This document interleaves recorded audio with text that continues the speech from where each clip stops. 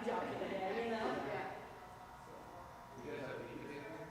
Not yet, so we just opened the center in August. And, so far raised $1.75 million. He's unmuted the mic. We are still raising money because we're in a very small lab right now within Kaya Hall. Oh. So we're looking to renovate 20,000 square foot facility. Gotta teach him everything. Large retail space there, and then really being doing some business and area out there in Princess Anne. I just want to make sure we're It ready. brings us off campus, brings the campus into, into the community and vice versa. Ultimately, You can we hear have that buzz in students that start businesses and stay. Clear as day. Yeah, build up a community, So that's kind of, That is hard. yeah. Oh, yeah, yeah. Oh, yeah. Yeah. And then, of course, once your business is started, you can't leave it, and it's hard to uproot and start a business in another location. So, by all means, that's the ultimate goal. So. And I wasn't planning on doing a Q&A. Mine's a call to action. Come talk to us. If you have questions, come talk to us after. Yes, yes. Battery. Your business name? Yeah. Or whatever it should be, because she's part of the fashion. There you go. And I love it. So yeah, you can write it on a button. Kevin will make you your button.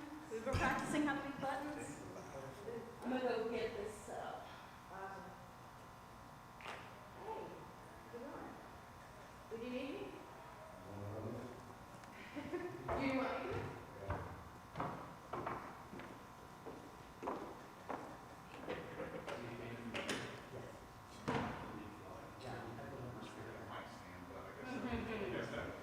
That's okay, I'll blow off the stand. Yeah. I can grab this. Do you mind if I move the stand?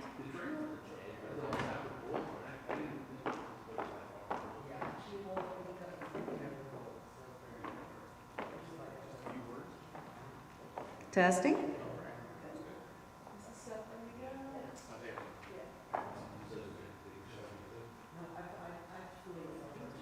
I mean, I don't know. Oh, so you're going what? Not yours. Am I on a slide I don't know about? All right.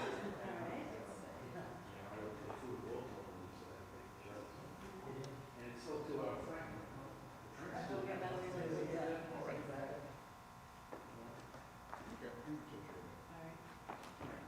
Thank you.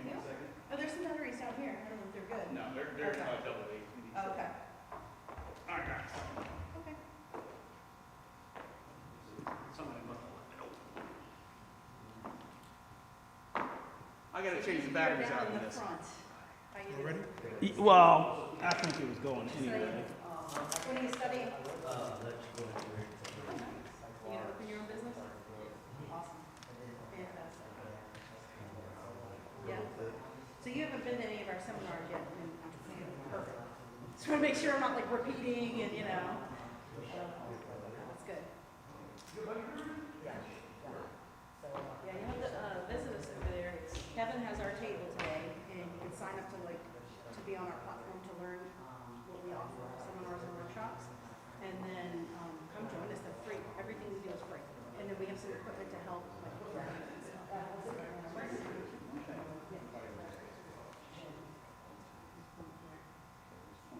Right.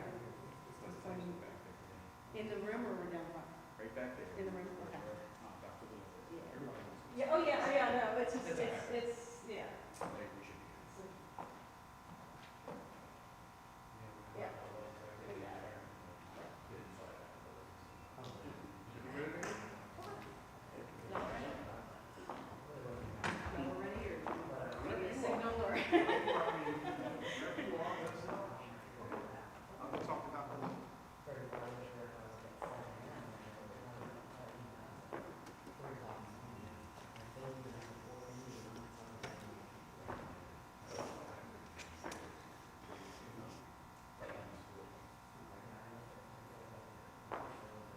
What's your name?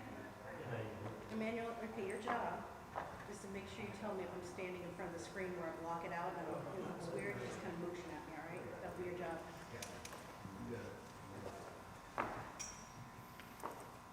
And Dr. Allison. Nice to meet you.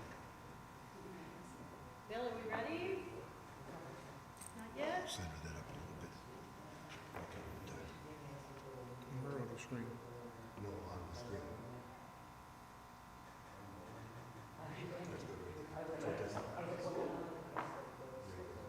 No. Just from that one.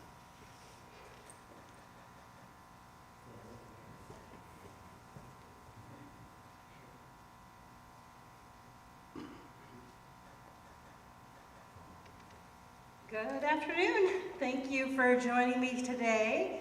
I'm Dr. Pamela Allison, and I'm the Endowed Chair of Entrepreneurship and Program Innovation here at the University of Maryland Eastern Shore.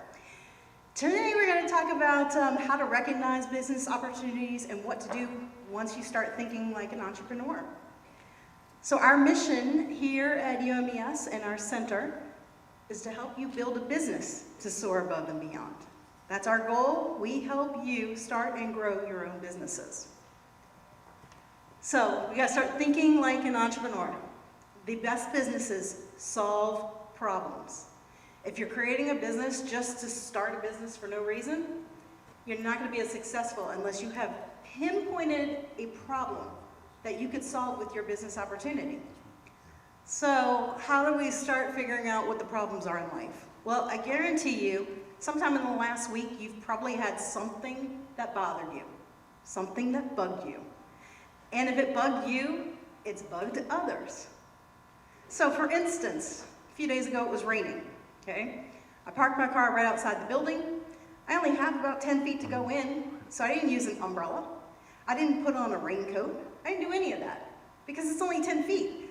But I was wet by the time I got in. That bugged me. If I would have stopped and thought about it a little bit more, I could have said, okay, it bugs me. It probably bugs others. To walk just a few feet in the rain, you get wet. So you start thinking about, okay, put that in the back of your mind. And then the reason I say research, chew, and go is because now I can start thinking, I wonder what solutions there are if I don't feel like using a big old umbrella and getting that wet, or putting on a raincoat just to go 10 feet, right? So you start thinking through what's out there already. And then maybe you see something that's not out there, or you start thinking of the craziest things. So a long time ago, I was teaching a marketing class, and we were trying to figure out, we're at Syracuse University, where it snows 9 months out of the year, right? So we're up there at the university, and there's a zoo. I didn't know there was a zoo, but there's a zoo in Syracuse, open a couple months out of the year. So they needed to raise some awareness of the zoo, and they came to the university and they said, how do we raise awareness? How do we even let students know that there's a zoo here? So we had our marketing class take over on it. And so they started pitching out ideas like, we can hang flyers. How boring is that? We can, we can send out an email blast. Great, nobody reads it. So then I said, keep going, get crazy on me. And somebody says, we can walk an elephant across campus. And I yelled, yes, that's what we're gonna do. And they said, we can't do that. I said, all right, we can't do that. But let's come now back from my idea. We went all the way out to the elephant. Now let's walk it back. So what they ended up doing was bringing animals, petable animals, and doing a little petting zoo on campus. So now the students are all engaged during finals week petting these animals, and it brought awareness to the zoo. So that was a lesson to me, never be afraid to go all the way to the elephant. So don't be afraid of the elephant. So now, let's get back to my idea or my thought of, it's raining, I don't feel like opening an umbrella, I don't feel like putting on a raincoat, What would be my elephant idea? Well, the university builds a dome covering the parking lot to the buildings. Yeah, that's an elephant idea right there. But you never know if you could scale that back a little and create a solution that actually solves a problem that's efficient, that's cost effective, and that solves people's issues. So that's why I say, start a bug list. At the end of the day today, I want you to sit down and come up with a list. Like, what just ticked you off? It doesn't have to be big, just minor inconveniences. And start that list. And then put that list in your mind and look around in your daily life. You'll never know when something in your daily life pops up and all of a sudden you're like, oh my gosh, that applies to what I was just thinking about. So, now you have your idea, right? Because you're going to do this whole bug list. By the way, we do have a whole session on recognizing opportunities. So you're gonna have to come visit us in the Center for Entrepreneurship. And actually, on every single slide, you're gonna see down in the corner our QR code. That is for you to join our Startup Tree platform, where we put every workshop, every seminar, everything is on this platform. And the really great thing about this platform, as well as every other thing in the whole Center for Entrepreneurship, is free of charge. And you'll have national resources on here. So not only will you see our workshops and seminars, when you hit the global button, you'll see workshops and seminars from around the world that are, again, free to you for the most part. They'll tell you if it's not, that you register and can do online. Or if you're, back home and wherever you come, Baltimore, Philly, people have entrepreneurship centers there that offer things. So join our platform for sure. I'm not going to go into all the parts of business plan. That's like the nuts and bolts of your business. And again, we have a lot of seminars to address this. We'll do a seminar on business plan basics to talk about what all these things are, but we'll also really dive down in each one. We have a template that we've come up with that asks you questions. So when you get to the section on marketing, we'll say, who is your customer? Now let's delve down deeper. What does your customer do on the weekends? You really have to understand who you're trying to build your business for. You have to have a good pitch. A pitch means you stand up, you can tell in 60 seconds or less what your business is, and do a call to action, and really make it motivating. So we'll teach you how to do good pitches. We're gonna have pitch sessions, we're gonna have pitch workshops, we're gonna have pitch competitions on campus with some prize money, real money to get that business started. And then we're gonna get you ready with that pitch to go right down the street to our sister university at Salisbury, where they have the hatchery competition, and they give away $200,000 in prizes every year. So, pitching, you need to have a good pitch. And probably the most important part of any business is you have to have the funding. You can bootstrap for a long time. So I didn't say this at the beginning, but I own a business, and I've owned it for 5.5 years now. And I bootstrapped every bit of it. I can tell you I've learned how to do electrical work, I can do plumbing work. I have done everything for my business you can imagine, because I was a one-woman show for many years trying to get this thing off the ground.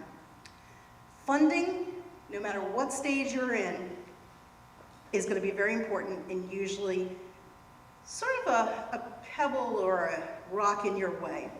So in entrepreneurship, we use a couple of common terms, and we all speak the same language. It's called the entrepreneurial operating system, and we talk about pebbles, rocks, and boulders. So think about if you're walking along, a pebble, it's a minor inconvenience in your way. You can keep going. It's going to bother you, but it's not going to stop you in any way. So when you have pebbles in your business, you can identify them and take care of them, and it'll make your path easier, but it's not going to stop you. A rock, it's bigger than a pebble. It could be a little bit more substantial, and it can also be an opportunity. So sometimes a rock can be like a 90-day project that you carry along with you, you work on it, but at some point you want to drop that off. You want to be finished with that rock. Okay? So rocks can be all of these, good things and bad. A boulder, you can't go around a boulder. The boulder is going to stop you cold until you handle that boulder. Funding sometimes is that boulder. Okay, so you need to address them in order to be able to move on past a boulder in your business. All right, so I'm not going to tell you how to start your business now. We have a lot of seminars and workshops for that. What I'm going to tell you right now is how not to sink your business from the beginning, because many of these pitfalls I've experienced, a lot of entrepreneurs have experienced. So let's talk about some of these common pitfalls. Number one is creating the business around your expertise, around your skill set, around your capacity. It's great to start with that. That's a fantastic jumping off point. But your time is finite, and you will now be limited by the number of hours you can work. I did this with my business to start. So we make bath and body products, and I have some very, very artistic, creative bath and body products. But the only problem is I was the only one that can make them. So as I can only sell how many I can make. That's not a good business model right there. That's going to limit my earning potential. Number two, you cannot do everything. I've tried. I fail at some of those things, but I do try.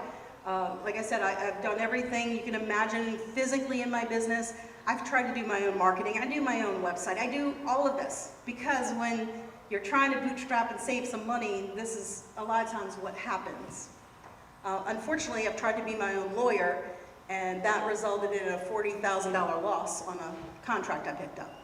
Don't ever do that. People say, what was your biggest regret? Well, guess what? I was the little guy.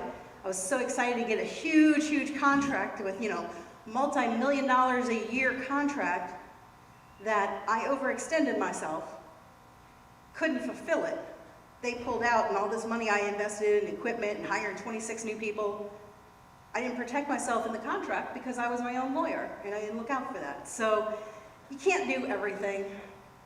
And the other thing that happens a lot of times is we try to remain an employee rather than a manager.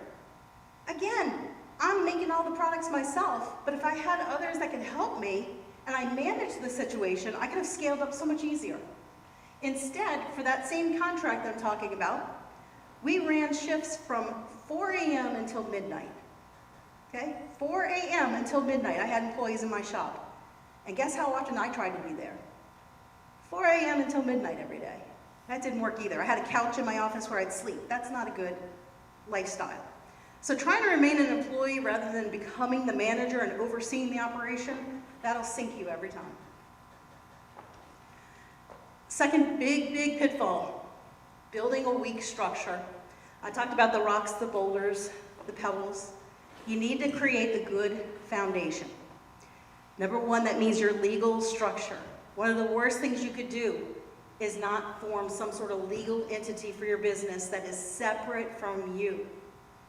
Because do you know what happens if everything is tied to you personally and then somebody sues you? They can literally take your house, your car, everything you own, if it's tied to you. So instead, you need to think about becoming an LLC or a corporation right off the bat. Get it away from you. Get an EIN number. It's like a social security number for businesses. Get that so that you're no longer personally liable for everything that happens. And you can be a single member LLC in some states, and S-Corp is a single member corporation. But what that does is it just kind of takes that legal liability away from you.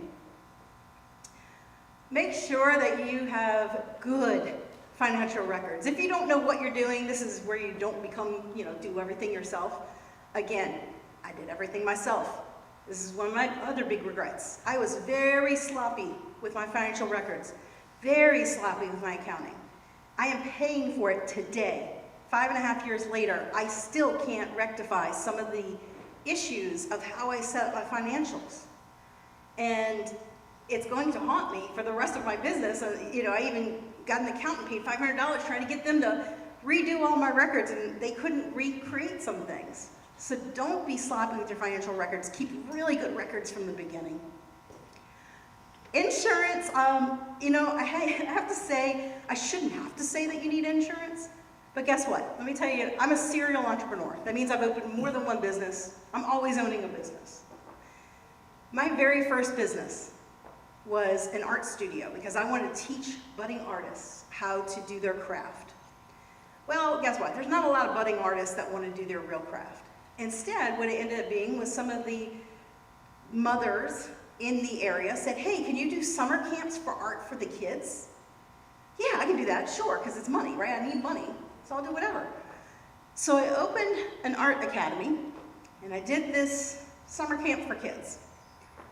I didn't have insurance. For some reason, that was something I couldn't afford at the time, so I thought, I'm not going to do insurance. On a business that has kids inside, I did not have insurance. God was looking out for me that whole time. Nothing ever happened where insurance would have had to come into play, thank God. At that point, I don't even think I was an LLC. It would have all been tied to me. If you need to know what not to do in business, I can give you those lessons all day long, because I've done them. The next thing you want to avoid is letting your IP go unprotected, your intellectual property. It's your idea, you need to protect it. And again, it costs money. But we are going to have an IP attorney come and give some sessions on when you need to protect things. Do you need a copyright? Do you need trademark? Do you need a patent? How's your formula? Do you own your formula? All of this is very important stuff, and if you don't protect it, this can be taken from you. And when you build a brand, taking that away that's your biggest asset if you've built a good, strong brand. So you gotta make sure that you protect your intellectual property. All right, so now let's talk about the customer. So not understanding your customer can be a big pitfall. I fall into this when I'm making my products. So I like to make certain scents because I like them. I hate lavender. Hate it, hate it, hate it. Lavender is one of my biggest sellers. So for a long time, I wouldn't do any lavender stuff because I hate the smell. But it's one of our biggest sellers. So it's easy to fall into making what you like or producing what you like rather than what your customer likes and wants. And then this next one, if you offer any kind of service, this is where you're going to fall into being a nice guy. If you're a caterer, if you're a handyman, if you offer things that are of value, but people think, oh, can you do me a favor? I can't really pay for it, but can you just come fix this light switch for me? You know, I'm having a baby shower, and I've heard you make really good food. Could you do what it costs for me? And unfortunately, a lot of us are nice guys. We really are. And we're proud of what we do, and we want to get it out there. So don't fall into the trap of being a nice guy, because while you're being a nice guy, unfortunately what's happening is you're missing money-making opportunity somewhere else. Don't forget, your time is valuable, your time is limited. So if you are giving away your services for free or for cost, you might as well just be doing volunteer work at that point, because that's ultimately what you're doing. This is your business. And then when it comes to pricing, this kind of falls into the nice guy thing. So for quite a while, I felt weird when I would give a quote to people on what it cost for my products. Money just feels icky sometimes. And so it would be difficult for me to charge full price. It would be difficult for me to say what the price is. So insufficient pricing can bite you that way, and it's really hard to raise prices after the fact. Once your customers get used to a price, you're kind of locked in, unless, you could raise it every once in a while, but if it's too crazy, people are going to stop buying your product. When you develop your business, and you have to think about scaling up. Remember, if I'm just trying to rely on the stuff I can make individually, I'm never going to have a lucrative business. There's just not going to be a profit because there's too many fixed costs that I'm not covering. So I had to think about scaling. And scaling for us means mass production of products. So I'll let you in on a little secret. I've been in this business for 5.5 years, making bath and body products, and I absolutely cannot stand making bath bombs, which is my product. I can't stand it. I hate it. If I get an order today for 1,000 of them, I'm like, really? I'm happy making the first one. I'm happy making the prototype. I'm happy being creative. But I don't feel like doing 1,000 of the same thing, much less 10,000. So now I have employees that when it comes time to do that, they're very happy to be producing 10,000 bath bombs in a day for the different places. We're now on Walmart, we're on Amazon, we have our website. So as you scale up, you got to think, like, how are we going to produce all this stuff? And your regular equipment that you have to make sure it's ready to scale. Sometimes you can't take that same equipment and keep going up and up and up. It'll break. It's not meant to go beyond a certain capacity. You've got to also think about fees. I just told you we're on Amazon, we're on Walmart. That's not free. If you're ever offering a product on those platforms, it's not free. In fact, it's pretty darn expensive. So if I'm on Amazon selling something for $19.95, there's a good chance I'm only getting about 10 bucks out of it. Okay? There's a difference between fulfilling, having Amazon fulfill it and do it yourself. If I'm doing it myself, I'm paying shipping as well. Now, hopefully I've passed on that pricing to my customers, but you have fees every time you turn around, fees that you don't even know exist. And then to market my products, There's a lot of fees involved. You got to build all this in your pricing because you can't just after the fact go, oh, I need to market. I wonder if anybody will give me $100 to boost an ad. No, that's got to come out of the money you're making through your revenues. So think through all these things when you put your pricing, or else you're going to be in trouble in the end because you're priced too low. Yeah, you might sell 100 units, but if it costs you more than you make, then again, you might as well just be giving the products away and doing some volunteer work. So I have on here fees, because you have no idea how much you'll spend beyond your fixed costs, your variable costs. They're just things that pop out of the woodwork. So the question is, are you still ready to build a business to soar above and beyond? If it hasn't scared you off, and I hope it hasn't, then I'm going to invite you. I want you to come and join us in the Entrepreneurship Center. So again, I've had this QR code at the bottom the whole time. Join our platform, learn about what we're doing. Come over and see us in the Entrepreneurship Lab. It's in Kaya Hall, 215, and also our offices are in Kaya Hall, 216. Come visit us. We have some cool equipment. And also, if you go in the next room after, we have a table set up. You're going to see some things we've done on that equipment. We can help you brand your business. We have 3D printers. We have laser cutters, laser etchers. We have a UV printer. We're the only campus that has a UV printer, if I'm not mistaken, in the area. And what that does is it prints on any hard surface. I did it on a candle tin to see how it works. It's pretty cool. It'll print on any hard surface and cure it with a UV light right then and there. And then you could use it for your branding. And do you know how much all this equipment costs you to use in there? Absolutely nothing.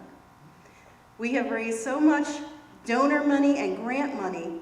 Everything we offer is free of charge. We know for the next 3 years, every single thing we do is going to be free of charge to you. So come over and let us help you start this business. We also have our email address up there, which is cei@umes.edu. I monitor the emails. Kevin, who's over at our table in there right now, monitors the emails as well. And you can even, if you have a business idea or you're kind of in a stuck place, we have a link. It's in my email signature. We also have it right next door, my Calendly link, that you can book a half hour just to come in and pitch your idea to me, or bounce your idea off me, or say, hey, I think I want to do something, but I'm not sure what I want to do. Come talk to us. We're sitting over there waiting for you. We want to help you start your business. So I'm not going to take questions and answers now, because I want to invite you to come next door with us to our table. We are making handy-dandy little buttons today that talk about the Center for Entrepreneurship and Innovation, and we want you to write your business name here. And if you don't know your business name yet, just, your last name or whatever it's going to be. But this shows you're an entrepreneur. You're about to start down a journey. So come over and let us help you make a button that you can proudly wear around campus. So I thank you for your time. I thank you for joining us. And make sure that you come next door and visit us right at our table. Thanks a lot.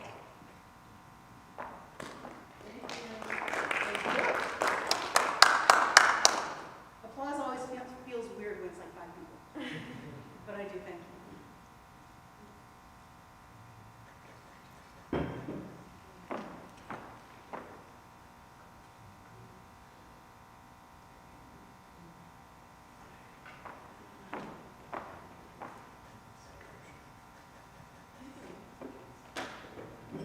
And if you want to ask questions, you're more than welcome to.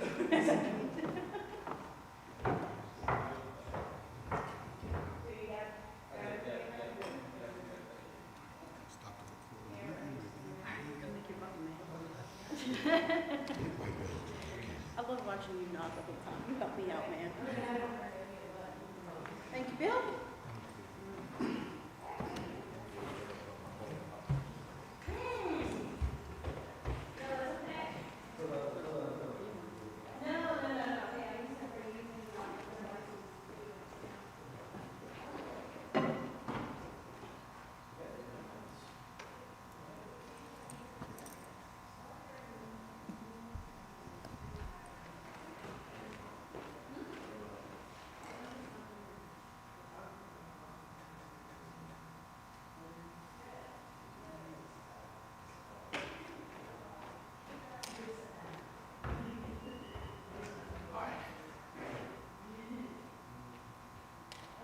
Okay, so what's the deal, man? What happened? We weren't white balancing properly? I haven't killed the son.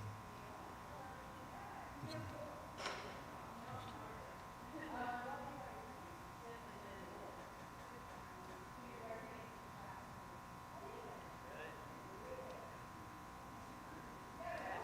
Yeah.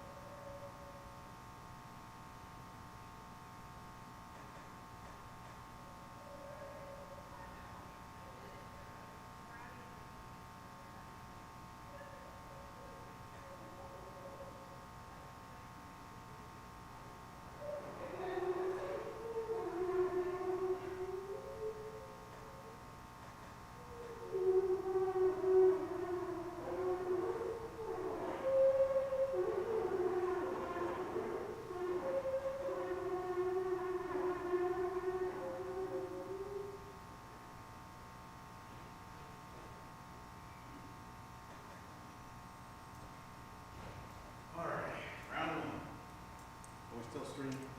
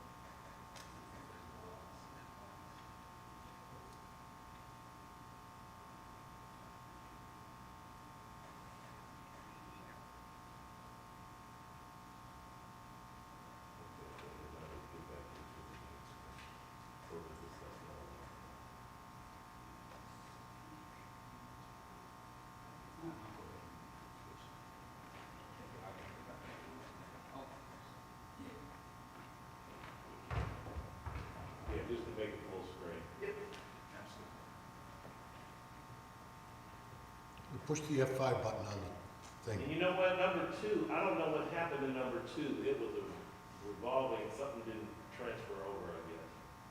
That's okay.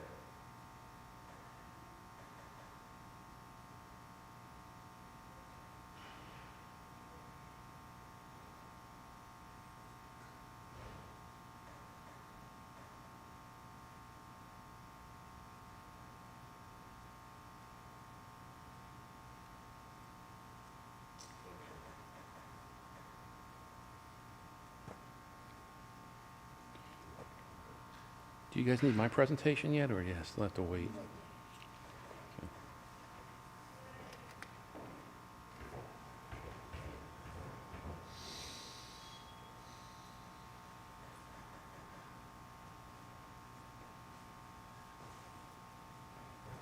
Mr. Medoranda, how are you? Thank you for being here. I'm enjoying your work. Yeah, very, very well written. I like the way you contextualize everything. You've got the intersecting. Yeah. Yeah, pretty amazing. And, you know, there wasn't a lot of material, so like, I had this well. Mm-hmm. Be careful, like, Well, every single rule. Well, you did it. I'm a historian. So, being fiction.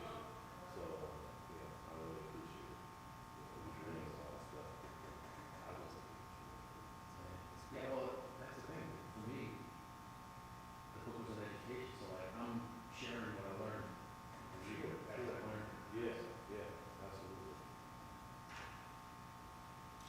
So you have a good trip in?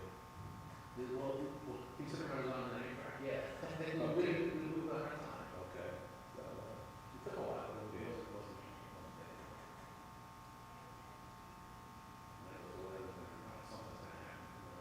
Well, last night it was kind of shaky, but now it's Yeah, long.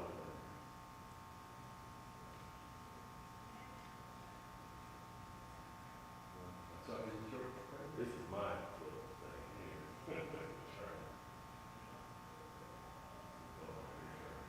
You'll let it work. Well, that's it, and we'll get some wiggle riding. You can do just about anything with it, and that's what people have done with it. Welcome to call it, whatever you want. The great awakening, somebody wrote a piece.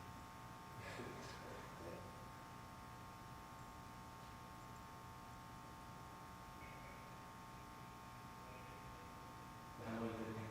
This is my fifth year. Prior to that, I was at Florida, Ryan, prior to that, I was doing University of Florida. Prior to that, I was at Ohio State. I let everybody correct. I'm from Ohio, so it just used to be Ohio State, Ohio State. So when people,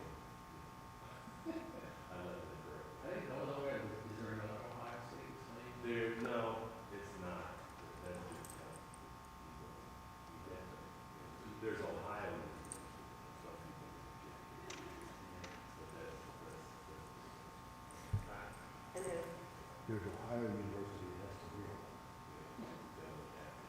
We know what there was things was from the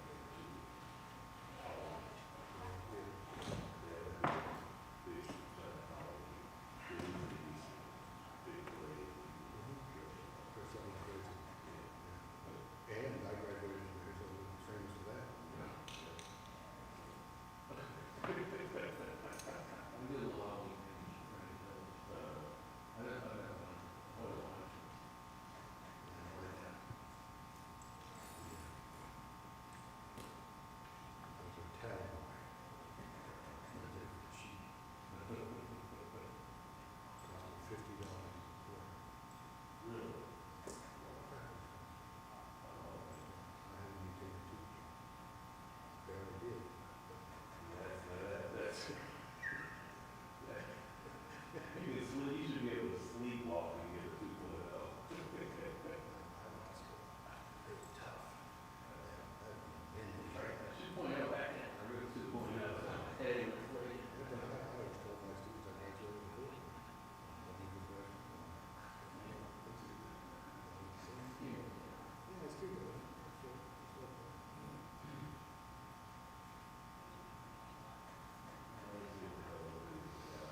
Let's see if we can Now chase it's it. up now. Oh, boy, look at that. Chase it.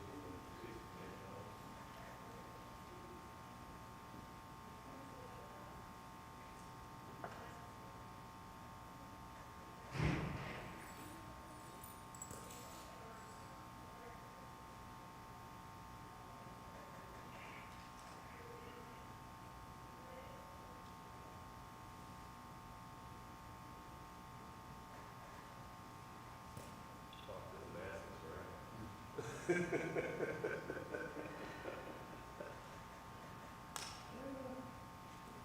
This will really be somewhat of a different talk with chairs in front of me. But you know what? This is not too different than, I can just say I'm interviewing for the vice provost position. We had some interviews for some positions, and the attendance was kind of like this too. Was it? But this is being live streamed too, so a lot of people probably just sit Watch it from wherever. just watching it from wherever they are.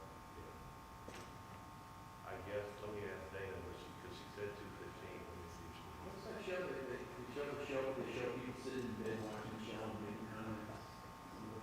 Like that was 90 days worth of, yeah. My network does that show. Yeah. My production is on the show.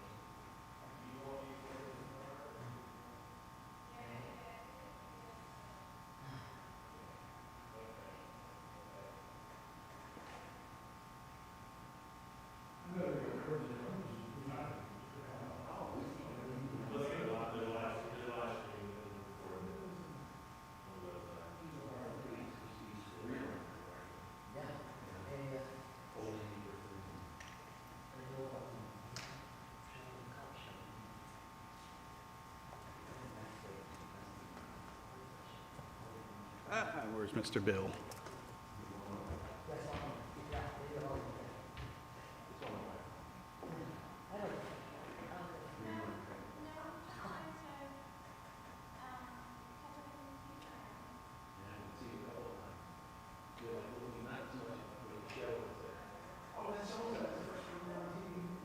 Yeah.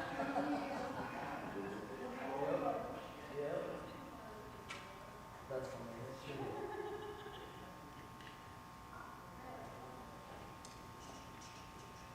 So Leon, is this on right now? Mike, Are we filming right now? I guess. we'll let you know. Are you up?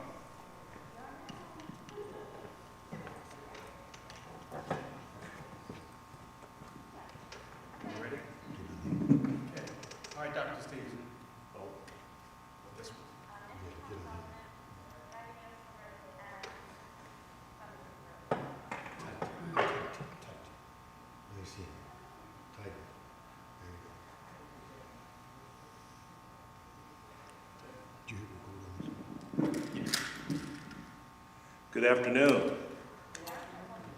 Thank you all for coming, and we appreciate you being part of our first annual Media and Community Fest here at the University of Maryland Eastern Shore, a 3-day event filled with fun, games, conversation, food, all of the things that you would have at a traditional festival right here, not only on our campus, but also out in the lovely city of Princess Anne. And today is our second day of engagement with the community and with our students. And I've been tasked with talking a little bit about issues around social justice. And as you can see from the screen here, I've entitled some of what I'm going to be talking about from woke to are you awake? And let me tell you how I came about this. Of course, over the last couple of years, you know, we've all been reeling and dealing with what happened as it related to George Floyd and all the outpouring of social protest and discussions of social injustice around the events that we all witnessed so profoundly on television. And from that, not only was there worldwide social protest, but there also was on college campuses, in businesses. There wasn't any corner of society in which people did not see this and began to look at issues of diversity, inclusion, equity. All of these kinds of things rose to the forefront. in terms of what American society was willing to deal with as a result of racism, right straight front and forward in its face. And so out of that, especially in higher education, monumental efforts were taken to try to, as they had been doing and attempting to do, diversify the faculty, diversify, particularly in predominantly white institutions, diversify the faculty, diversify the student population, so that it looked more like America, not just the traditional white male America. Wanted to diversify and look like what America really is and what it should be. And so, as I came across this topic, there was a magazine that I subscribed to called Diverse Issues in Higher Education. And I'll go back to these. The cover jumped right out at me. It said, "Is there a momentum shift?" This was published earlier this year. And of course, we're almost 3 years after George Floyd now. And it asked the question that from that moment 2 or so years ago, when everybody was just so animated and so agitated, and rightfully so, about what was taking place and continued to take place historically in our society, what's happening now? Have we lost the momentum? What's going on now? And what can we do, especially from my perspective as an administrator here at the University of Maryland Eastern Shore, the School of Education, Social Sciences, and the Arts, what can we do to keep our students engaged in retaining a consciousness of social justice and how important that is to continue to advocate for that when everywhere we look around us, we see examples of reactionary forces trying to turn back the hands of time to put us in a place that we fought so hard and bled to get away from. So is race fatigue setting in? Some argue that it is, that in many institutions of higher education, they simply have hired someone known as a diversity officer, and it's that person's responsibility to try to diversify the campus. Well, that's easier said than done. But what I want to talk about today goes beyond that. It's more at looking at within a social justice and a social protest movement, are you woke? And that term itself it harkens back. It's not a new term. It kind of reemerged after the situation with Michael Brown in Ferguson, Missouri, and continued with the rise of the Black Lives Matter movement. Stay angry or stay woke. That's what people used to say. And you would see them in these protest movements. We go back here. Stay woke, stay angry.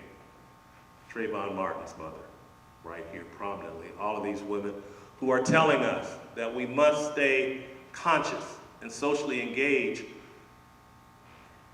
to the injustices that continue in our society. Shonda Rhimes, Tamika Mallory, all of these women asking for us to stay engaged in trying to turn around the injustices that we experience. I woke up today with less rights than I went to sleep with. And so this term has been used in a lot of different ways. I think it's significant. One of the ways in which woke was used was as part of a lyric. There's a famous African-American folk singer by the name of Leadbelly.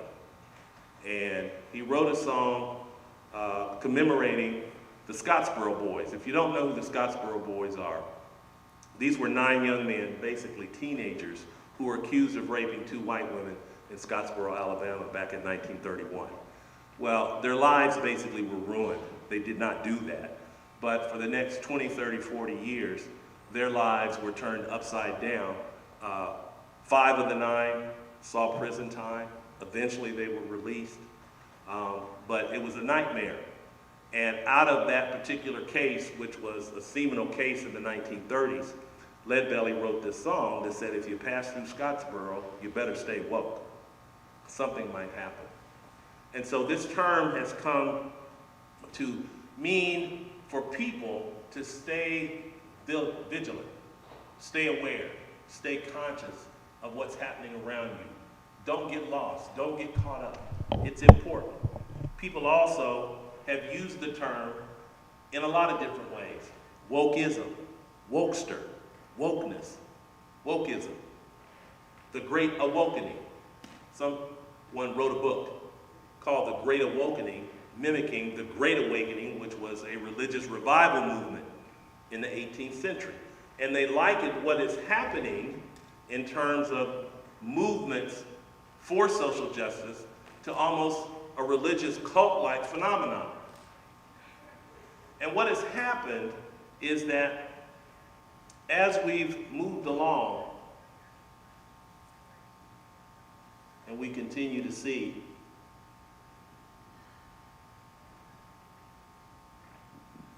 there have been those forces that have viewed being woke or wokeism as something that is ominous, something that is threatening, something that, like critical race theory, that on university campuses, professors are trying to indoctrinate students with socialism, communism, anti-Americanism. But that is not true.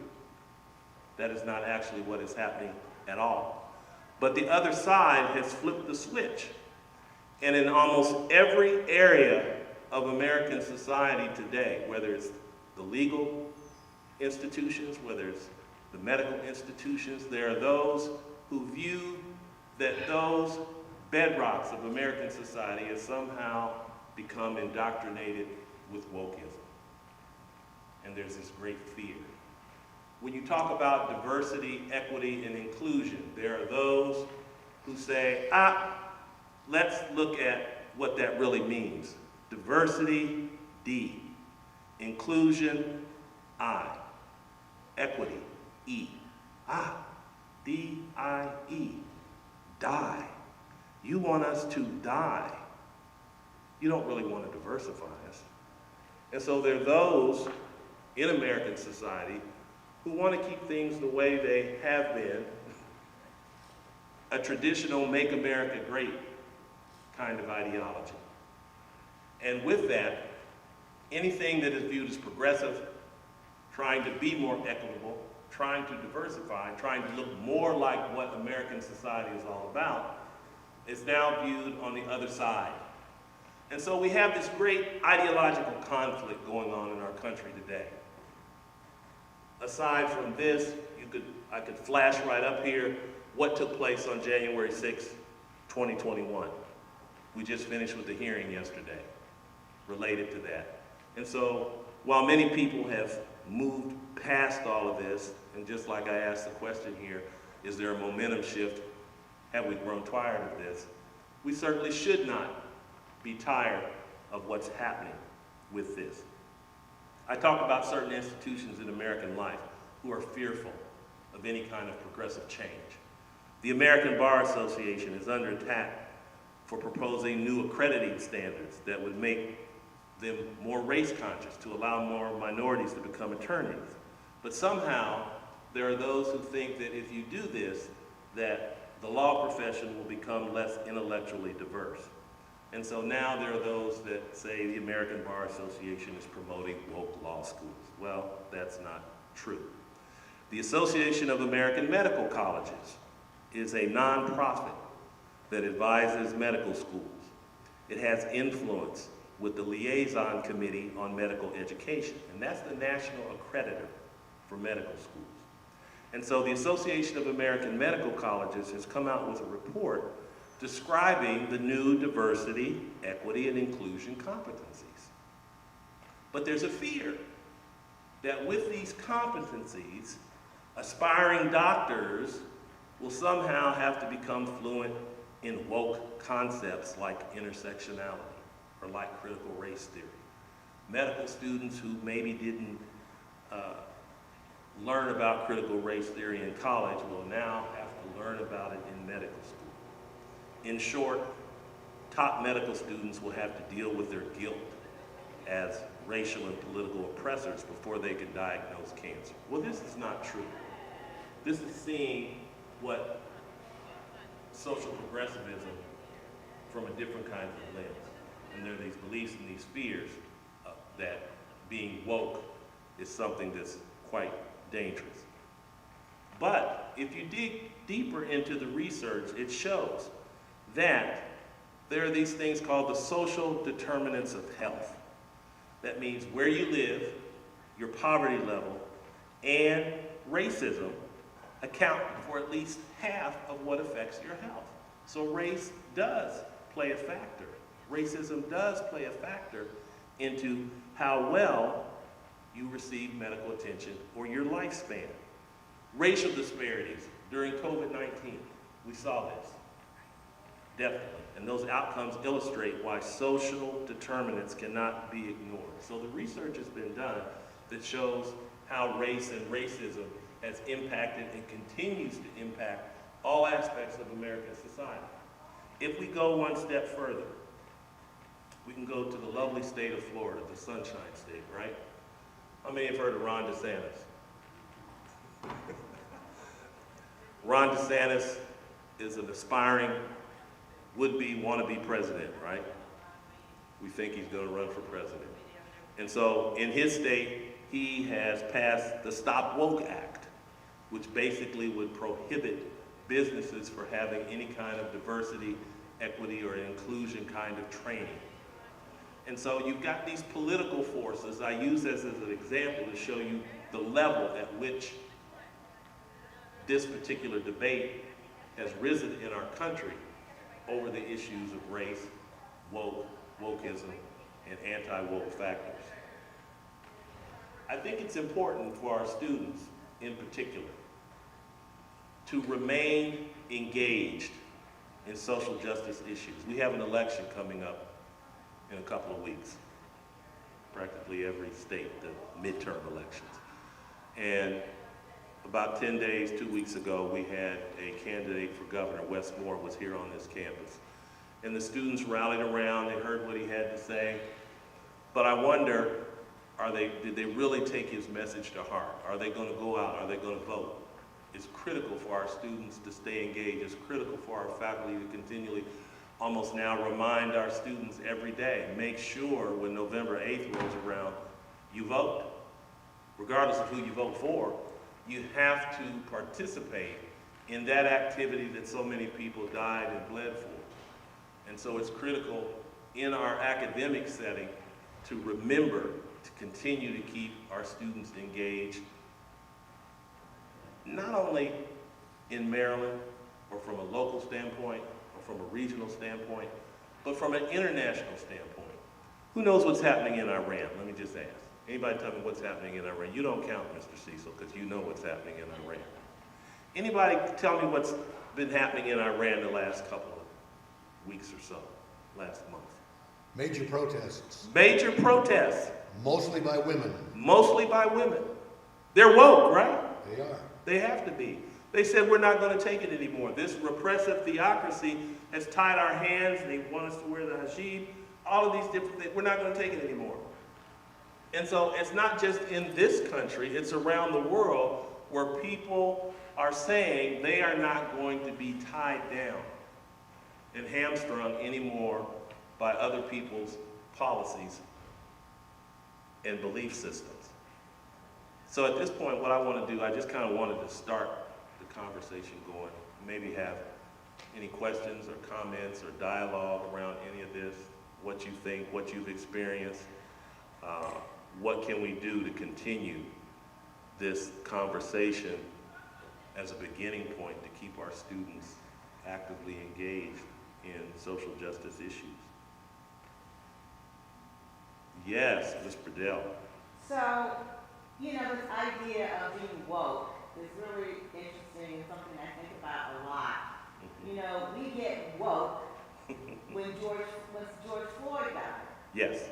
But somehow I don't, see, that's why that word has become a different meaning. Because woke really means to me that you have a level of consciousness and understanding what's going on in America, why it's important to vote, why it is important for you to understand how institutional racism is so pervasive in our medical community,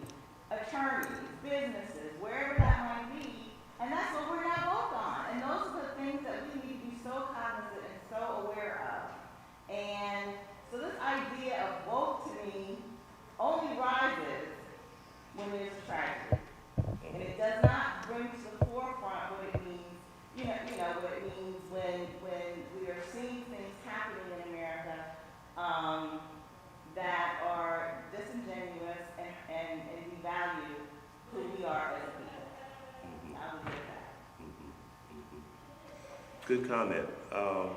I think that is, I mean, it's just like, not to change the subject, but it is connected in some way. We had another mass shooting last evening, right? Yes. Raleigh, North Carolina. Major outcry. So here we are again. What are we going to do about gun control? What are we going to do about, you know, we have to stop these. Then it'll die down again.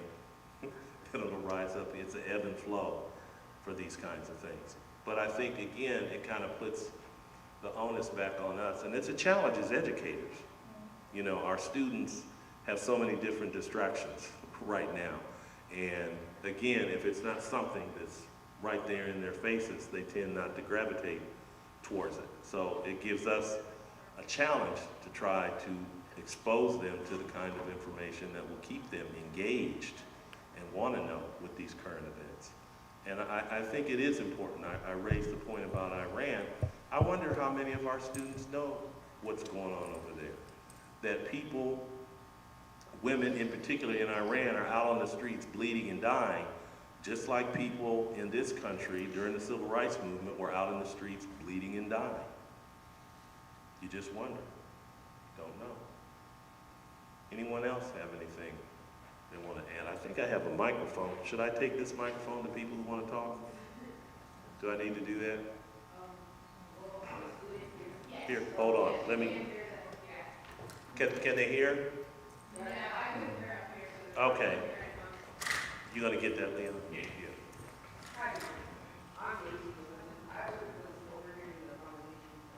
He's gonna bring the microphone so you can, because we're recording this. Hi. I'm Nancy Liverson. I'm a student here. I'm a freshman. I was here for the dessert, but I like the conversation. So I decided to sit down and listen, and I really like some of the things that you guys are saying. I think that the student body as a whole kind of is just trying to figure out, I guess, what they're going to do with their life. I mean, they're in college and trying to figure things out, and I guess that's why they're kind of a little bit more lenient on voting or taking a stand for things like that. And the only time they really say something will be when something bad happens, because oh, they realize it's kind of a bad thing, and they kind of go through the stages of grief. Mm-hmm. If that makes sense, they'll just accept it at the end. But they get angry, go to protest, or do all this, and then they're like, okay, all right, and then kind of just relax. I mean, I did know about what was going on in Iran because of social media posts and things like that. But I think because a lot of times it doesn't affect the students here, they don't really care enough about it to say something or vote. So now that you heard this, you saw it, you made a comment. What do you take away from this when you go back? Do you talk about any of this with your peers that, I went to this presentation, I went to get something to eat, but I just happened to hear what they were talking about, and I went in the room, and I actually took the microphone and said something. Yeah, I probably will talk to some of my peers about it. Hopefully they'll listen too. I mean, I did register to vote, and I do plan to vote because my parents are Haitian, so when I was born here though, but they're from Haiti originally. And so when I was here, it was always a thing you gotta vote, you gotta vote, you gotta vote. So it was always something I was gonna do anyways. Mm-hmm. But I'll try to talk to my peers. Okay, what's your major? Human ecology. Human ecology, okay. You say your parents are from Haiti, right? Yes. Famous country. The first and only country to stage a successful slave rebellion. Yeah. Anyone else want to chime in?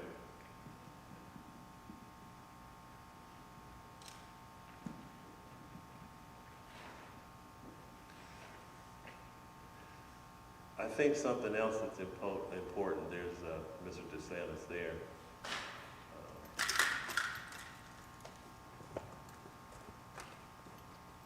That's just some little graphics that we put together there to show you that in all of the media, this is a big deal and continues to be a big deal. I think another thing that's important in keeping our students engaged, and our next speaker, Mr. McArenda, who's going to come before us, he is going to talk about somebody who was woke. A couple of 100 years ago, Elizabeth Jennings, he's going to tell us a fascinating story about that. But I think one of the other ways in which we can keep our students engaged is to continue to bring different speakers and different people with different points of view to campus so that the students can come and listen and engage and hear different perspectives and viewpoints. And one of the things that has also interested me over the last several years is we are in a culture war. And there is this thing called cancel culture that we've dealt with. If somebody says something or has an opinion that I don't like, I just cancel them and push them on out of the way. I don't want to hear what they have to say. And that works for the right and for the left. And so I believe the university should be a place where there's open dialogue and discussion, that you can agree to disagree. And I was doing a little research last night because I did run across in my own studies, there was a time when you can look this person up, famous civil rights advocate Stokely Carmichael, who eventually became Kwame Ture, leader of SNCC, Student Nonviolent Coordinating Committee, leader of the Black Panther Party, very famous, had a debate with George Lincoln Rockwell, and that probably doesn't ring a bell with too many people here, but he was the head of the American Nazi Party. And so they had a debate. And of course, some people scratched their heads, how could this be? You know, today we would just, you know, have a fit over something like that. But my graduate school alma mater, University of Michigan, in 1964, one of the student organizations actually invited George Lincoln Rockwell to campus to give a talk. And boy, you talk about debate. There was no way they wanted someone spouting out, you know, fascist ideology on the campus. Be that as it may, they went back and forth. The president did not become too involved with it. He spoke. And in Hill Auditorium, which I went to on several occasions, the place was packed. There were a few protesters outside. It wasn't this spectacle that some people thought it was going to be, but it was an opportunity to let someone of a different stripe speak their mind, which was full of misinformation, of course. And the students were able to at least, you know, engage in that kind of dialogue. Fast forward, I say all that to say fast forward. Penn State University is having an argument right now, I shouldn't say an argument, a debate, the same kind of issue. A guy by the name of Gavin McInnes, who I think is one of the founders of the Proud Boys. A student group at Penn State wants to have him come and speak, and of course there are those opposed to that. They don't want him to come to campus. And so I say that to say that there's kind of a historical continuum in terms of dialogue, debate, engagement that we have over certain issues. And it's important that our students are aware that there are varying viewpoints throughout, but they have to be informed and understand what the exact meaning is so they can make the informed decisions for themselves. Well, Dr. Little, should we transition to our next segment? Yeah, that sounds good. Have a microphone here. Are you going to do I just that? wanted to make one comment. Sure, yes. And say that I've always appreciated the fact that you've brought on different voices and been willing to hear different perspectives. For instance, when you had Michael Steele as a presenter and as a speaker, that was an amazing talk. To hear about his transition and his falling out with the party over certain Republican Party, over certain disagreements, but staying true to his own beliefs and maintaining that. So I appreciate you. Thank you so much for this talk.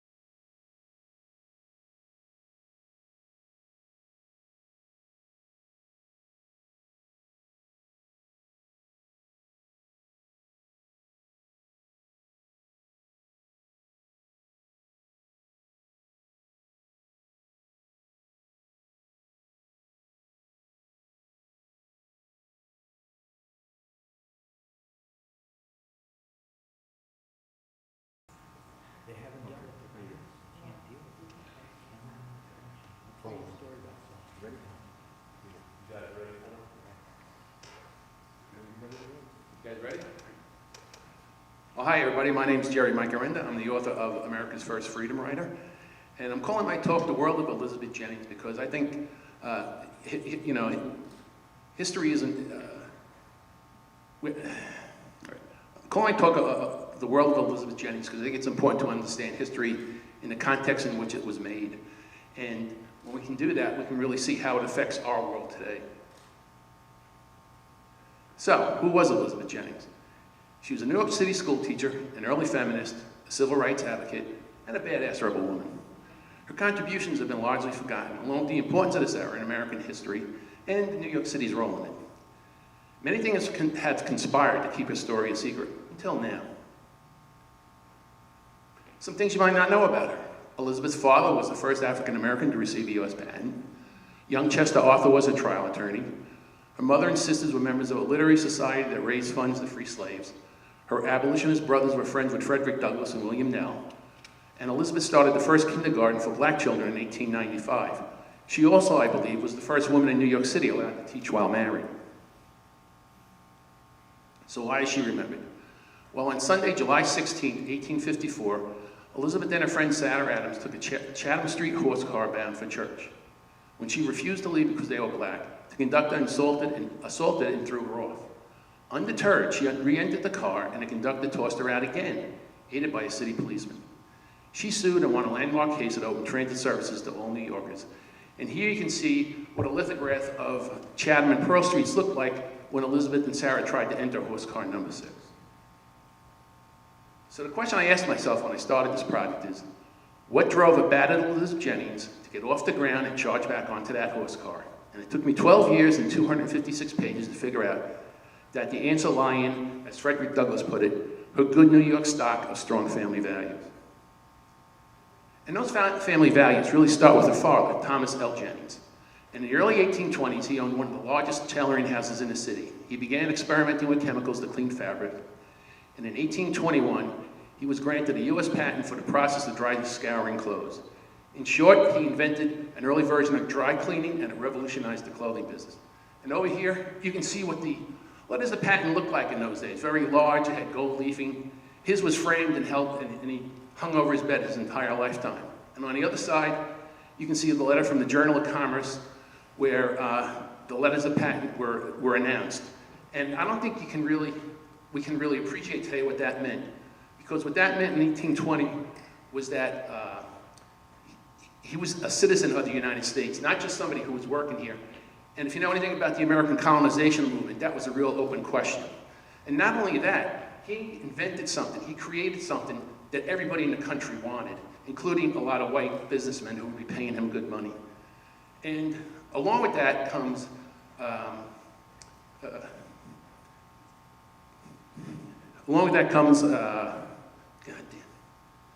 along with that was competition from other tailors. And this one tailor, Abraham Cox, sorry folks, I can't believe this is happening to me. So this fellow, Abraham Cox, I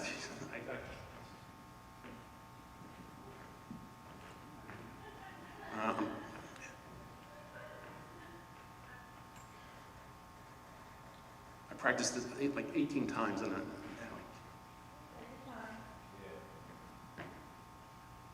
this is why I became a writer, not a producer. This fellow Abraham Cox is going around saying, yeah, this is my patent, and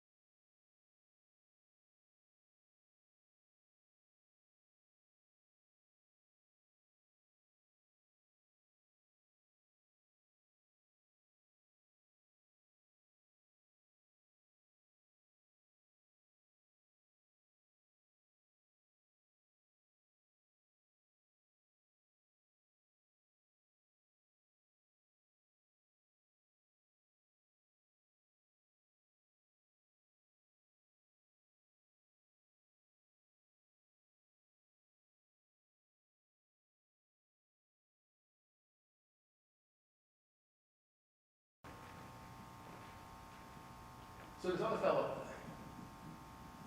is it on? So this other fellow, Cox, another tailor in the city, says, look, this is, I'm going to use this. He has a big syndicate behind him. I'm going to use this process and say, it's mine. So he goes around all of New York, tearing down Jennings' placards or advertisements, as they called them at the time. And finally, Jennings never wanted to take anything. He moves his tailoring business right next to Cox's on Nassau Street in Lower Manhattan. And the two of them are going at it during the summer of 1821. And during the summer of 1821. And finally, Cox vandalizes Jennings' store. He throws oil of vitriol, acid, all over his ornate gold leaf signs, and gold glass signs. And Jennings says, that's it, I'm dragging you to court. So on November 29th, 1821, they go to the Marine Court in Lower Manhattan, which I think might be one of the first cases of patent infringement. And during the trial, they're going back at it just like they were on the street. They're arguing this and that. Finally, at a pivotal moment, Jennings stands up with his letters of patent that are framed that were over his bed. He shows them to the jury and says, look, this is my invention, and it's signed by John Quincy Adams. I'm a citizen of the United States. I own this process. The all-white jury goes in, and they come back and they unanimously come for Jennings, and they give him $50, which was a lot of money in 1821. And what that says is, to the community and to him and his family is, look, I'm a citizen of this country, and I have certain rights, and when my rights are violated, I'm going to use the legal system to get restitution. And that's something I think that stays with the family, in particular the youngest one, Elizabeth.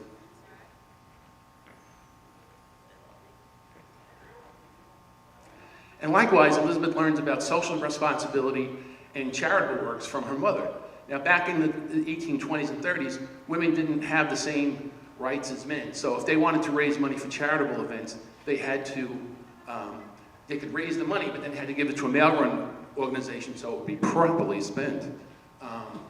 And also, women couldn't get around the city. So for instance, there were laws on the books that said if a woman was caught after dark or even at dusk in the city alone, she was arrested as a vagrant and thrown in the jail for being a prostitute.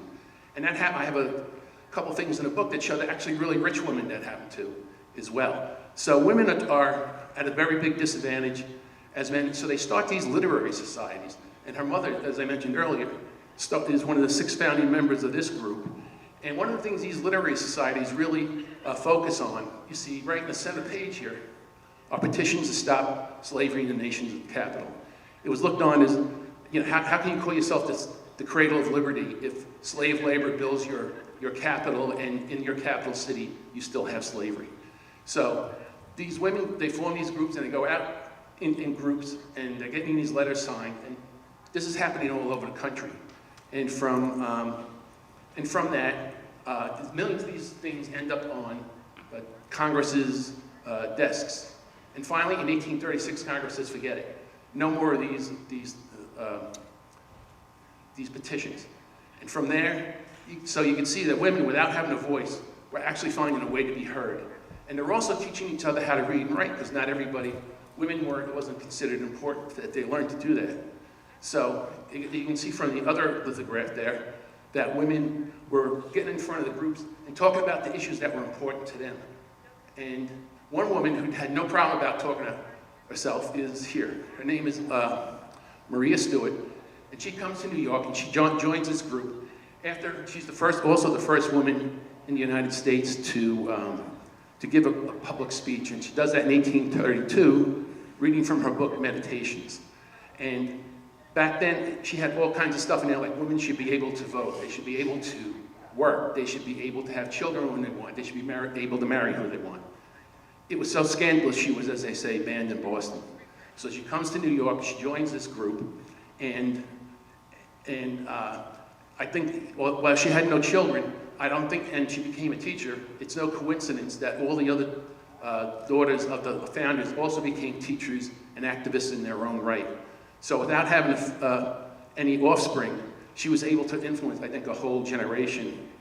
And this group is doing so well that in 1837, they hold they call it a mental feast for the colored American newspaper.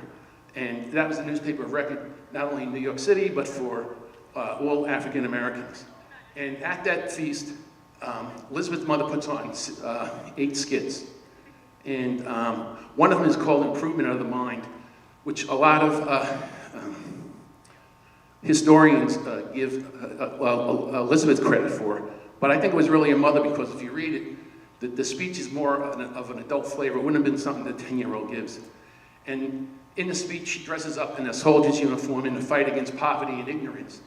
And if you read the speech today, it reads just as true as it did 200 years ago. And also, it was quite successful. They raised the money for the newspaper, but also money that goes to help free slaves that are going along the Underground Railroad through New York City. And one couple that come through the following year, in 1838, are Anna and Frederick Douglass, and they stay with David Ruggles, another one of Jennings' compatriots.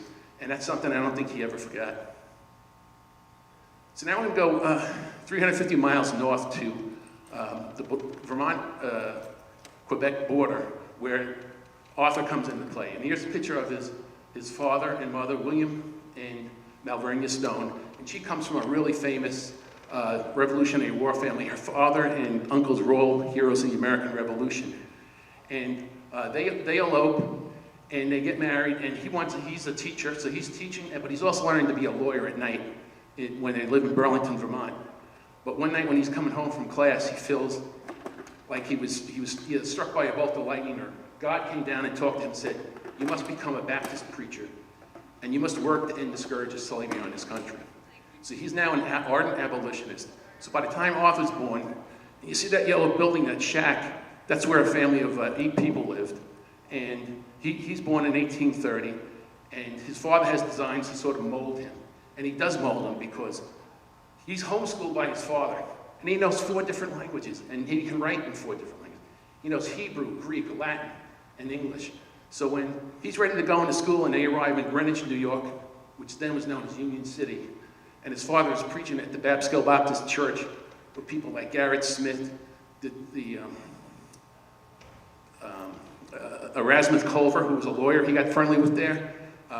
Arthur goes to enter Union College, and he gets admitted not as a 16-year-old sophomore. So he's a really bright kid. And if you think about it, back then Union was one of the top 5 colleges in the country. It was right up there with Harvard, Yale, Princeton. So he goes to college, he graduates. He's kind of a frat guy when he's in college, to be honest. And he becomes a teacher like his father did, but he realizes he wants to also be a lawyer. So he finally goes to, you can see that building there, it's called the New York State Law School. It's up in Ballston Spa in an old hotel. And it had just started, but I tell you, it was a really good law school because ex-presidents taught there, along with classes were taught by members of the U.S. Supreme Court. So he gets a good legal education, but he's so poor, he can't really afford to even finish school. So he's talking to his friend of his father's, Culver, who keeps talking about New York City. New York City is a great place to be. So he finally says, "Look, I don't need to finish law school. I'll pass the bar. I'll go down to New York. I'll pass the bar down there." So he decides to up and just leave upstate New York. And this last house here I'm going to just mention is where Susan B. Anthony lived. She lived in Greenwich, New York, around the same time. Arthur would have been about 10 years old. She was a 19-year-old school teacher. I think they just missed each other, but they do meet each other later on when he's on the stairs in the White House. And if you want, I'll tell you that story later. So when Arthur comes down to New York, what would he have seen coming down on that steamboat? Well, the first thing, if you go to that far left picture, he would see the spire at Trinity College, which was about 280 feet tall. It was the tallest building in the United States at that time. And as you know, New York just always loves to have the tallest buildings, which they still do. And of course, the main artery there is Broadway, as it is still today, and even back in old Dutch times when it was just a dirt path it was still the main artery of the street. So if you're coming down that street and you happen to stop some New Yorkers and say, hey, what should I see here during my time? They would say the first thing you have to see, if it's the only thing you see, is Barnum's American Museum, the picture in the center there. It takes up a whole city block. It has the flags of all nations on the top. It's 5 stories tall, and it has a massive American flag sticking out of the top that can be seen out at the ocean for miles. He has acts like the Fuji Mermaid. He has Chan and Eng, the conjoined twins. He has a whale in a tank, might be the first aquarium around. And he has a woman who claims to be 166 years old and was George Washington's nurse. There's always something going on there to keep people busy. And if you're rich enough, you got to stay in the Astor Hotel, also 5 stories tall. It has 309 rooms and a whopping 17 bathrooms with hot water piped up from the basement. And Andrew Jackson stays there, Davy Crockett, and when Lincoln gives his famous Cooper Union speech in 1860, he stays there. And of course, there's always a ghoulish type of things that draw people, and they always wanted to see the Tombs prison where somebody was getting hanged for something one day or another. And when Charles Dickens comes there for the first time, and he sees it, he calls it a bastard pile of Egyptian. And of course, you can't have a first-rate city unless you have a beautiful opera hall. And in 1853, this opera hall, called Triple Hall, was built. Today we know it as the Winter Garden Theater. And it was built for this woman you see down in this corner, Jenny Lind. She's known as the Swedish Nightingale. And when she sings at the opening, 5,500 people pay $3 to hear her sing. And this woman over here also sings there shortly after that. Her name is Elizabeth Greenfield. She's she's an ex-slave, known as the Black Swan, and she's just sung before all the heads of Europe, including Queen Victoria. But the thing that ties all these places together is that when Greenfield sings, African Americans are not allowed to hear her. In fact, they're not allowed to partake in any social activities in New York City. They can't get into Barnum's Museum. Even if they have the money, they can't stay at the hotel. They're not allowed in certain businesses on Broadway. New York is one of the segregated, if not one of the most desegregated cities in the country. And is also wedded to the slave trade. Now, most people don't think of slavery in New York City. And you could say, well, in 1827, New York State outlawed slavery. And I would say yes. And he said, didn't U.S. outlaw the importing of slaves in 1807? And I would agree with you. But slavery goes on just as much the way selling liquor did in Prohibition. And slave ship owners are kind of like the gangsters from the 1920s. And as you can see from this quote from the mayor, Fernando Wood, also known as Fernandy, just before the Civil War is about to break out, and people are talking about seceding from the Union, he says, New York City should succeed. And he says the profits, the luxuries, nay, the necessities, the physical existence of the city depends upon the continuance of slave labor and the prosperity of the slave master. And he comes up with a plan. He calls it the 3-Island Plan. He says Staten Island, Manhattan Island, and Long Island should all succeed and blockade the Union. And you know something? His aldermen go along with him. So New York's ready to leave with the South, but then Fort Sumter is fired upon, and the city does a 180 and goes all the way in for the Union. And just to underline even further, that ship you see on the other side is owned by a fellow named Frank Bowden. He very boldly called himself the Prince of Slavery. He even wrote a book about how great slavery was and how easy it was to get slaves in and out of, slave ships in and out of New York. And he calls that ship the Nightingale after Jenny Lind, who denounces him for it. And you can also see where the slave ships leave from Southside Seaport, and a lot of times their manifest would be checked and it would say, hat boxes going to Europe, but they open the hat boxes and they find shackles in there to enslave people. And to even further underline it, you can see over the other side, slave hunting, and if you saw 12 Years a Slave or read the book, you know that that's not an aberration, that was commonplace. If you were African American, you did not want to be on the streets alone.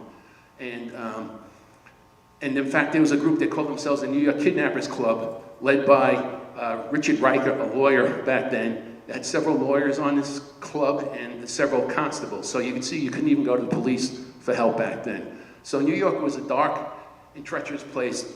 if you're African American, and if you're a young lady like Elizabeth trying to make your own way, it was very, very difficult. So that brings us back to her incident. And, you know, we leave off where Elizabeth's kicked off the second time, and the policeman, she's now at Walker Street in Chatham, and the policeman pushes her off, and he threatens her. He says, look, don't make a riot, don't say anything to anybody, we know where you live. So, what more do you need to say? So she's walking down this deserted street, and I looked at all the city plans, and you had an empty coal, you had a coal yard, a lumber yard, and an empty theater, all on a Sunday. That's a deserted road. So she's walking home, could very well have been kidnapped, but she isn't. But she makes it home, and she's badly hurt. And now the church is wondering, where's our choir leader? Where's our organ player? Both, by the way, very male-dominated jobs at that time.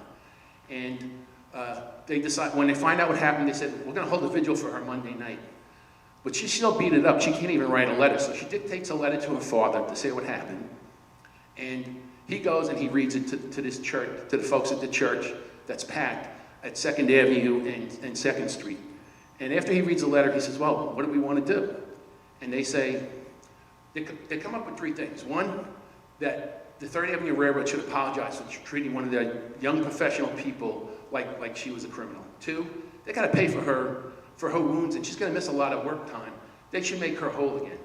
And 3, we're tired of being treated like second-class citizens. We have the same rights as anybody. We're citizens of this country. We should be able to use all the facilities and the transportation like everybody else without having to worry about getting beat up every day.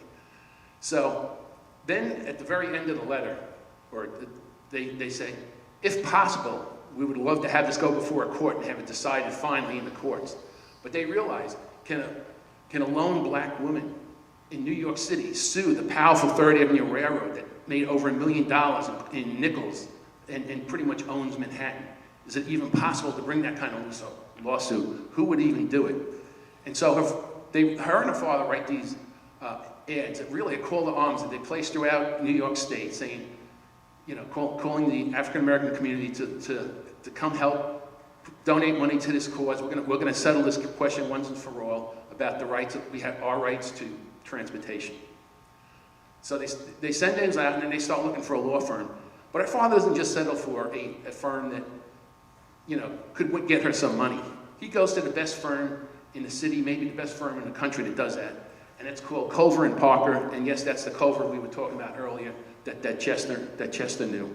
And the reason he's the best is because they handled the Lenning slave case 3 years before, and they won the Lenning slave case, which is, you know, a major victory for the anti-slavery movement. But Culver sits down with them and he says, look, I'm becoming a judge, so I really don't have the time, I really can't do this. And you probably couldn't afford me anyway. But, you know, we just hired this new guy, he passed his bar 2 months ago, I think he can win the case for you.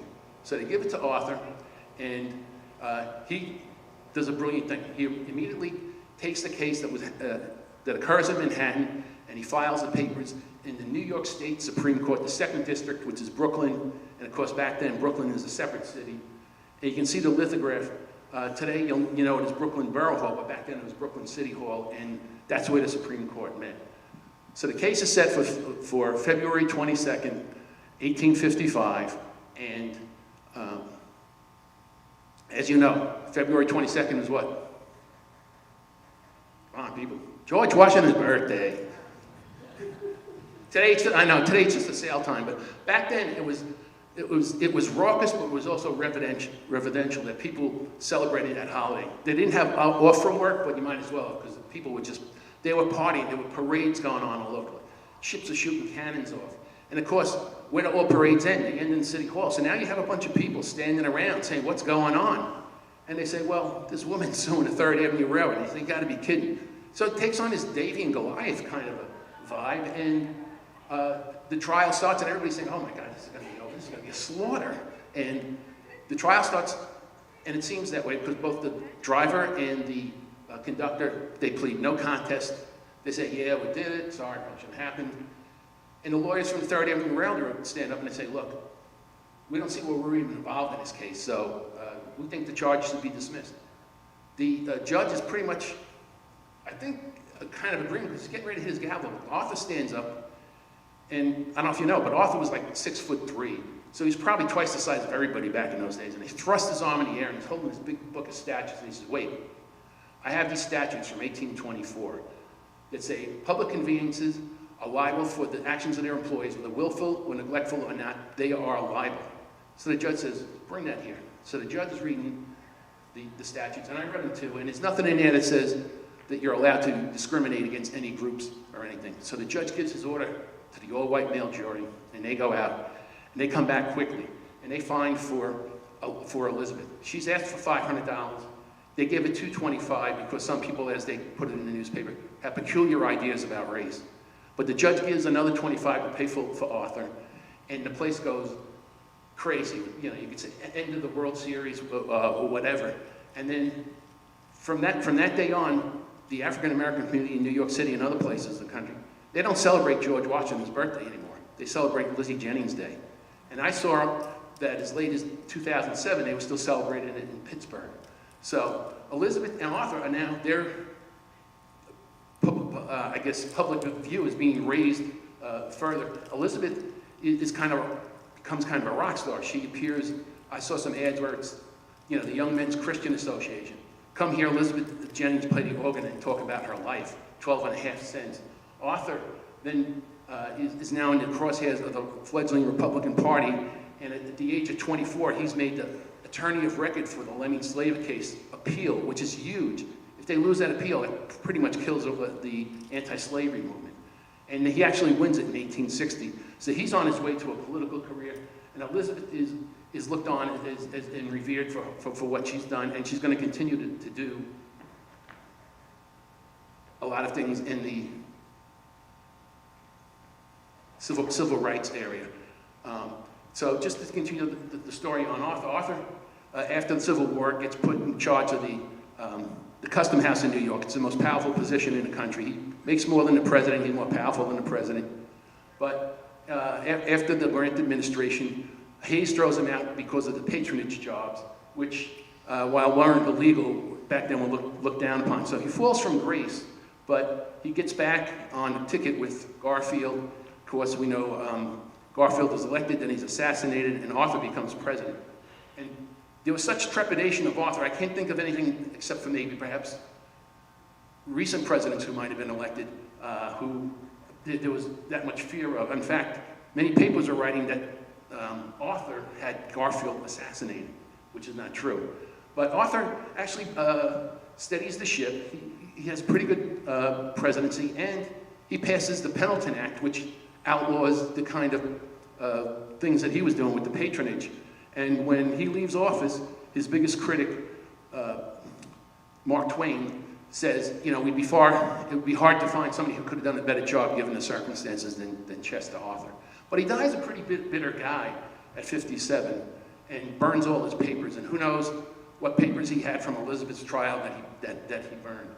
And she goes on and continues to work on through churches and other means, doing kind of charitable work, but also gets involved in another lawsuit when she's 65 with a journalist, Timothy Thomas Fortune, who, very similar to her, he's kicked out of a bar because he ordered a beer at a bar that said they were whites only, and he himself gets beat up.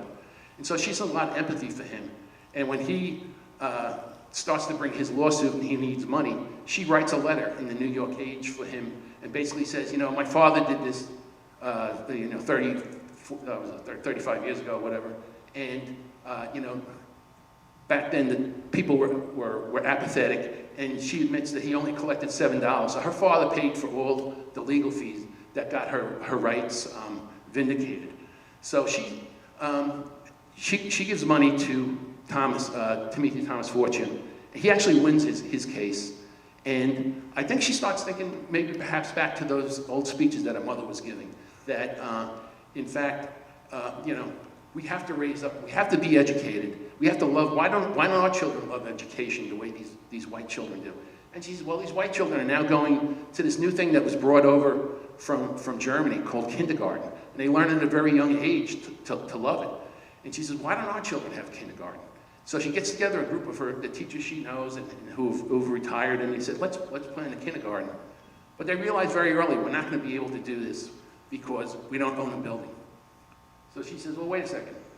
I own a 3-story house on 41st Street. I don't need 3 floors to live in. I'll move to the 2nd floor.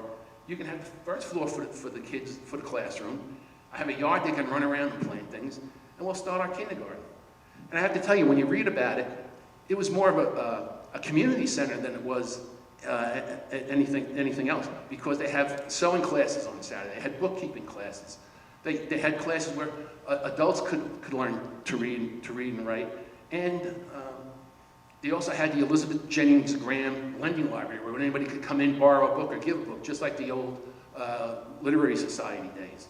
So this kindergarten long outlasted Elizabeth. I saw it still on charitable rolls in New York City in 1916. She dies in 1901 of Bright's disease, the same thing that Arthur dies of. But this period in New York history, really in American history, is pretty much forgotten. So, and it stays that way for a long time until the African burial ground is rediscovered in the mid-90s in New York City, and it leads to a renaissance of what was black culture like here back then.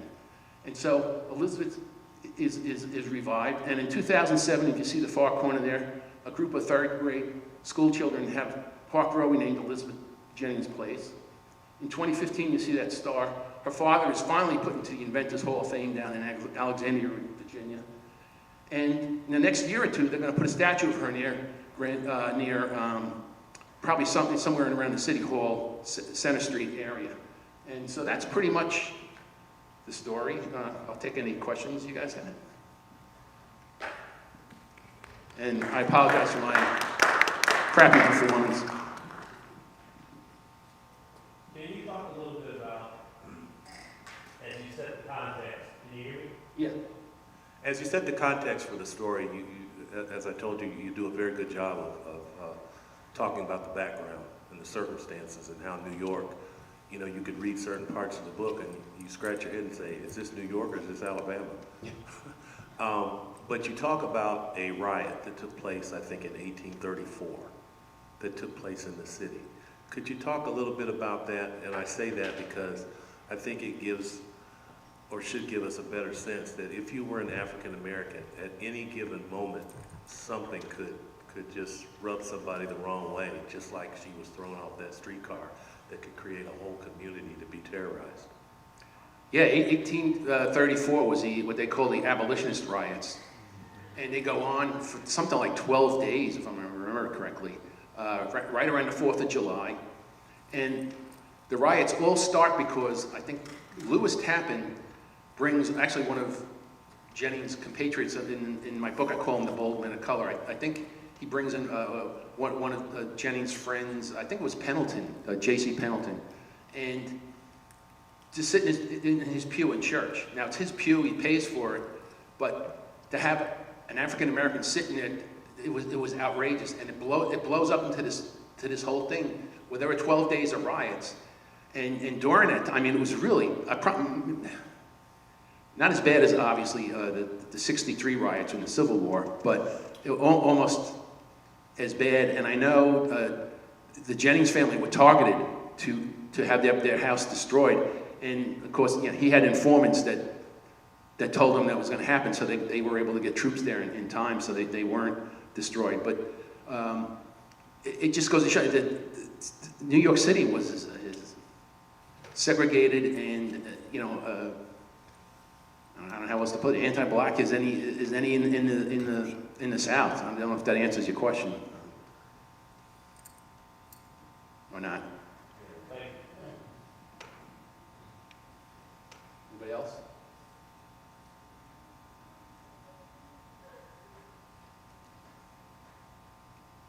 No? Thank you.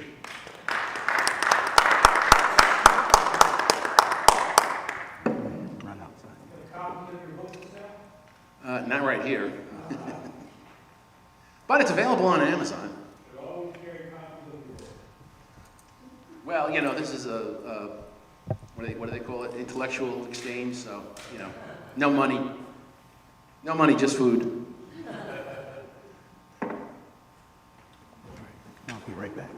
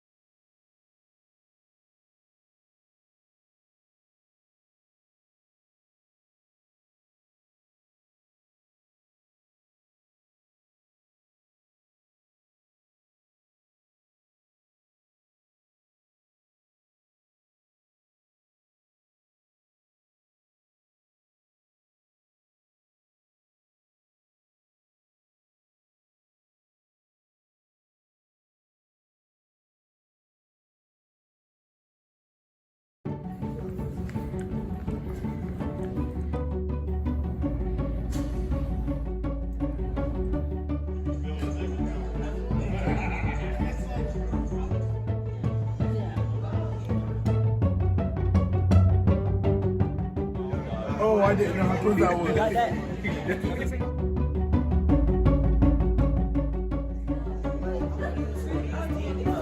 One of the classes I like to use are Bible.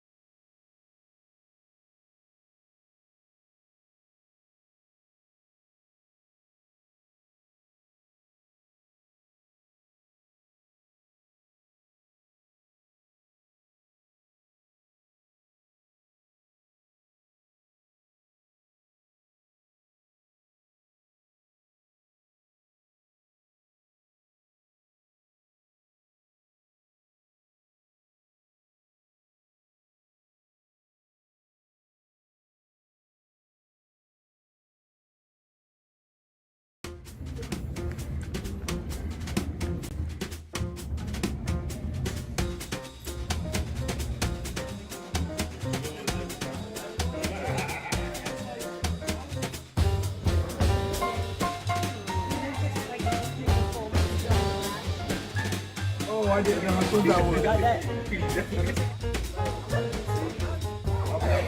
I'll take it as enough. None of the classes I like.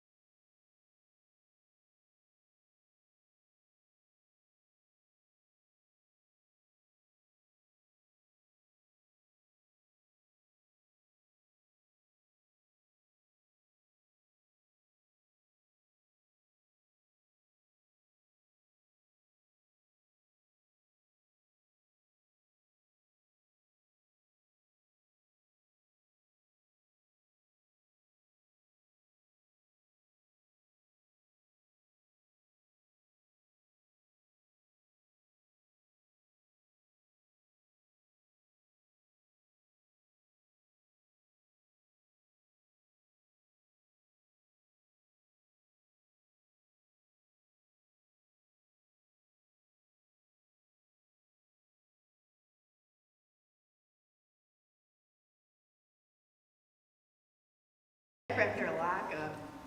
TV, how did we get there? You know, so I remember this girl. By the way, I am Dr. Dana Little. I'm an assistant professor of digital media studies here at the University of Maryland Eastern Shore.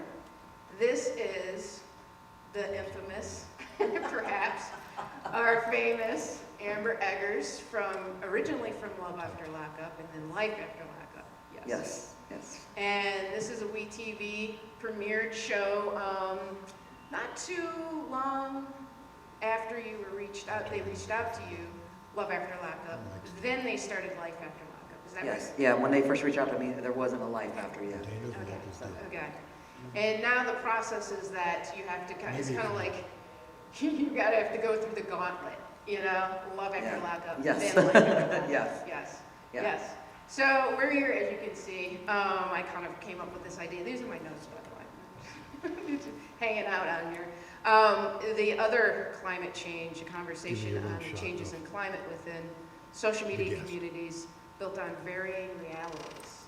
So as a reality TV star, we really wanted to talk about how is the experience of having your life kind of scripted to a certain degree, at least for them, for your fans, and to a certain degree at least. We'll get into that in a minute. Yeah.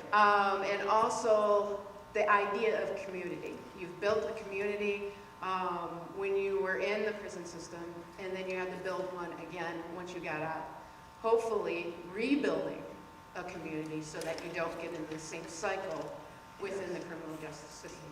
Yes, most definitely. I'm really nervous, just so y'all know. I don't know why. I'm really nervous. So, you know, as my aunt, Dr. Dana Little, it's really weird when to call her that. This is just my Aunt Dana, you know what I mean? But like she said, this is how I even got on the show. I was in prison, and so it's like a pen pal website called writeaprisoner.com. And it costs like 50 or 60 bucks for somebody on the outside to put you on this, and then people will just hit you up on your JPay email or paper letters, and they just become pen pals. And somebody put me on there, and then after, like you get to be on there for like a year, and right at the very end of it, I get this letter in the mail, like a paper letter, and they're asking me if I was interested, if I'd met somebody while I was in there, and if I was interested in being on the show. Well, there was only one season out of the show. I'd never heard of it. So the guy that I had met, and we had been dating for like a year, I called him. I was like, let me read you this goofy stuff I got on this piece of paper right here. Let me tell you, let me see what you think about it. So he was like, well, let me look into it. And then I called a couple days later. He's like, oh, it looks legit. So I was like, well, what do you want to do? And then, you know, here we are. Do you remember reaching out to me and asking me about Yeah, the reality of it? Yeah, I asked her, I was like, is this real? I was like, I don't really know what to think about this. Yeah. Like, I don't really know what this is about. What do you think? The idea of things that are real or aren't real or halfway real or, you know, facts and fictions, as I say, factions. Yeah, I just wasn't sure. I was like, you know, I didn't know. And then his name was Vince, right? The fellow that you had Yes, studied. yes. And so when you were on the first season with Vince, it kind of launched you into a position. So you became this identity. Yes. And some of it was scripted and some of it was real. Tell me about that experience of some of the scripted elements. Okay, so it kind of works like this. It's not really scripted like they give you a script, they want you to say X, Y, and Z. It's more like it's a reality TV show that they don't come and like just film you 24 hours a day for weeks at a time. It's more like they call like, so first season with Vince, it's my release. So they come and they film my actual release, which was crazy. The prison didn't want to let me go because they were there, even though they knew the night before they were going to come pick me up. That was kind of wild. But what they do, so they do my release, and then they ask me, they're like, you know, this is your first week out. What do you want to do? Like, you're just meeting this guy for the first time. What do you? And I tell them, okay, this is what I would normally do, or this is what I want to do, X, Y, and Z. And then in the allotted time we have to film, we film that X, Y, and Z, and then we go from there. So it's not scripted in a sense where like, it's on paper or you have to say specific things. They just don't have time to film every single thing that you go through in a year and it be in one season. Does that make sense? Yeah, it makes sense. And yes, and that's a really good point. And by scripted, when they're talking about scripted television, No, it's not fiction, and it's not scripted as in there's dialogue, or there's even, you know, necessarily specific locations, but they will ask you perhaps to do certain things, or say certain things, or lead you in a direction, or they'll edit out things. The editing is that's the biggest kicker, the editing. I mean, basically this is how it goes. They say, what's going on in your life? I tell them. They say, okay, well, what do you want to capture out of what's going on in your life? I let them know that also. That's kind of how we proceed on, you know, what you do in a season. But I could say the same thing 5 different ways, and, you know, just by a little cutoff in the middle of what I'm saying, it could be something completely different. That's kind of, I mean. And that's the world we're living in right now, where many people will edit, you know, airbrush or whatever themselves. Yes. And so the idea of you're losing control. Someone else is doing that for you. Yes. Where we're used to having more control right now, even if we kind of augment our own reality. Sure. You're having someone else. Yeah. I want to go back just a couple more steps. Well, then we're going to pick up where we left off. Okay. Because there is some drama that's happening right now, because it is the season finale Tonight. but we can only dip into a little bit what's going on. Actually, in social media, it's being talked about. A lot. But we have to wait and talk about it tomorrow, Saturday, when we're at Hawk's Corner, and have the Ambers ask me anything, and then you can ask her about whatever we have anything. tonight. So I wanted to go back. Well, we could go back to the beginning. I remember when your mother came home from drive-in movies with your father, crying, saying she felt sick. She was pregnant. I wonder what's happening. You know, she was a teenager. And but my mom, who never had a baby because we were adopted. Yeah. And so our parents were white. We were adopted by a white family. And my sister, your mother, was adopted on accident. She said this my whole life. They went to a lawyer and brought home a baby at 3 days. She was 3 days old, right out of the hospital. They brought her home. Melanin hasn't kicked in, and once it starts to, and the social worker notices this, checking in on the family, on the baby, goes, wait a minute, oh, we can't have this. You know, you're a white family, you can't raise this baby. And then one of my grandmothers was also like, what's happening, you know, so. But my mom really fought that my dad too, fought very hard to keep her in the family. There was a lot of legalities, and they were trying to figure things out back, this is the late 60s. And eventually, the doctor said, well, we can't prove that she is or isn't whatever race. Now, that was one of the things when I was Googling Amber to see what people were saying about you. Oh, they say a lot. They had said, that was one of the questions, what race is Amber Eggers? And I saw one of the first things that popped up was her mother in Reddit. Her mother is black and Italian, and her father is mostly German. And I said, that's not right. And I was like, that's not real, and was outraged. And then I said this to you, and then what did you say? And I was like, what do you mean it's not real? I've been told that my whole life. I said, what do you mean it's not real? So, I was like, what do you mean? Hold on. I had to tell her that your mom got the story wrong. Okay. So I've been telling people this forever, like even before TV, like for a long time, because that's what I thought. And yes, I know. So what it was is that with the doctors, what had happened in the lawyers, what had happened was that her mother's mother, your grandmother, biological grandmother, had brought in an Italian man to the lawyer and said, this is the father of the child that I'm So that's where the Italian comes from. Right. She's obviously black. There's no questioning that. There's no question. Right. So that's where the Italian comes from. Okay. But it was a lie. It was the lie. Truth that the Italian man was, and the white mother, no. So he may have been partially Italian, but the thing that your mom's saying, what she's keeping and holding on to as if it is the real thing, was actually a fabrication of her mother. And so she may be part Italian, but the guy that she brought in was definitely not the father. Yeah. because she was a white woman and she brought an Italian man and whatever. So that's where that lands. So for anyone, ask me anything tomorrow, you can leave that one off the list. For the people, the fans that are watching at home, yeah, now you know the whole truth. And I mean, now I know. I feel like I need to do that like 23andMe thing. I think that'd be cool. Well, that's what we talked about. Yeah. I had done it and it was Yeah, nuts. I I- have like 13 different races. I think that'd be cool though. You know, to really know. Mm-hmm. And your mom is watching. She's probably like, you're like, yeah, exactly. Oh yeah, I do want to say right now, listen, I'm going to try really hard to keep it PG-13. I have a very bad mouth. Just remind me. If I don't do it on purpose. It's like a bad habit. But I'm going to try to keep it.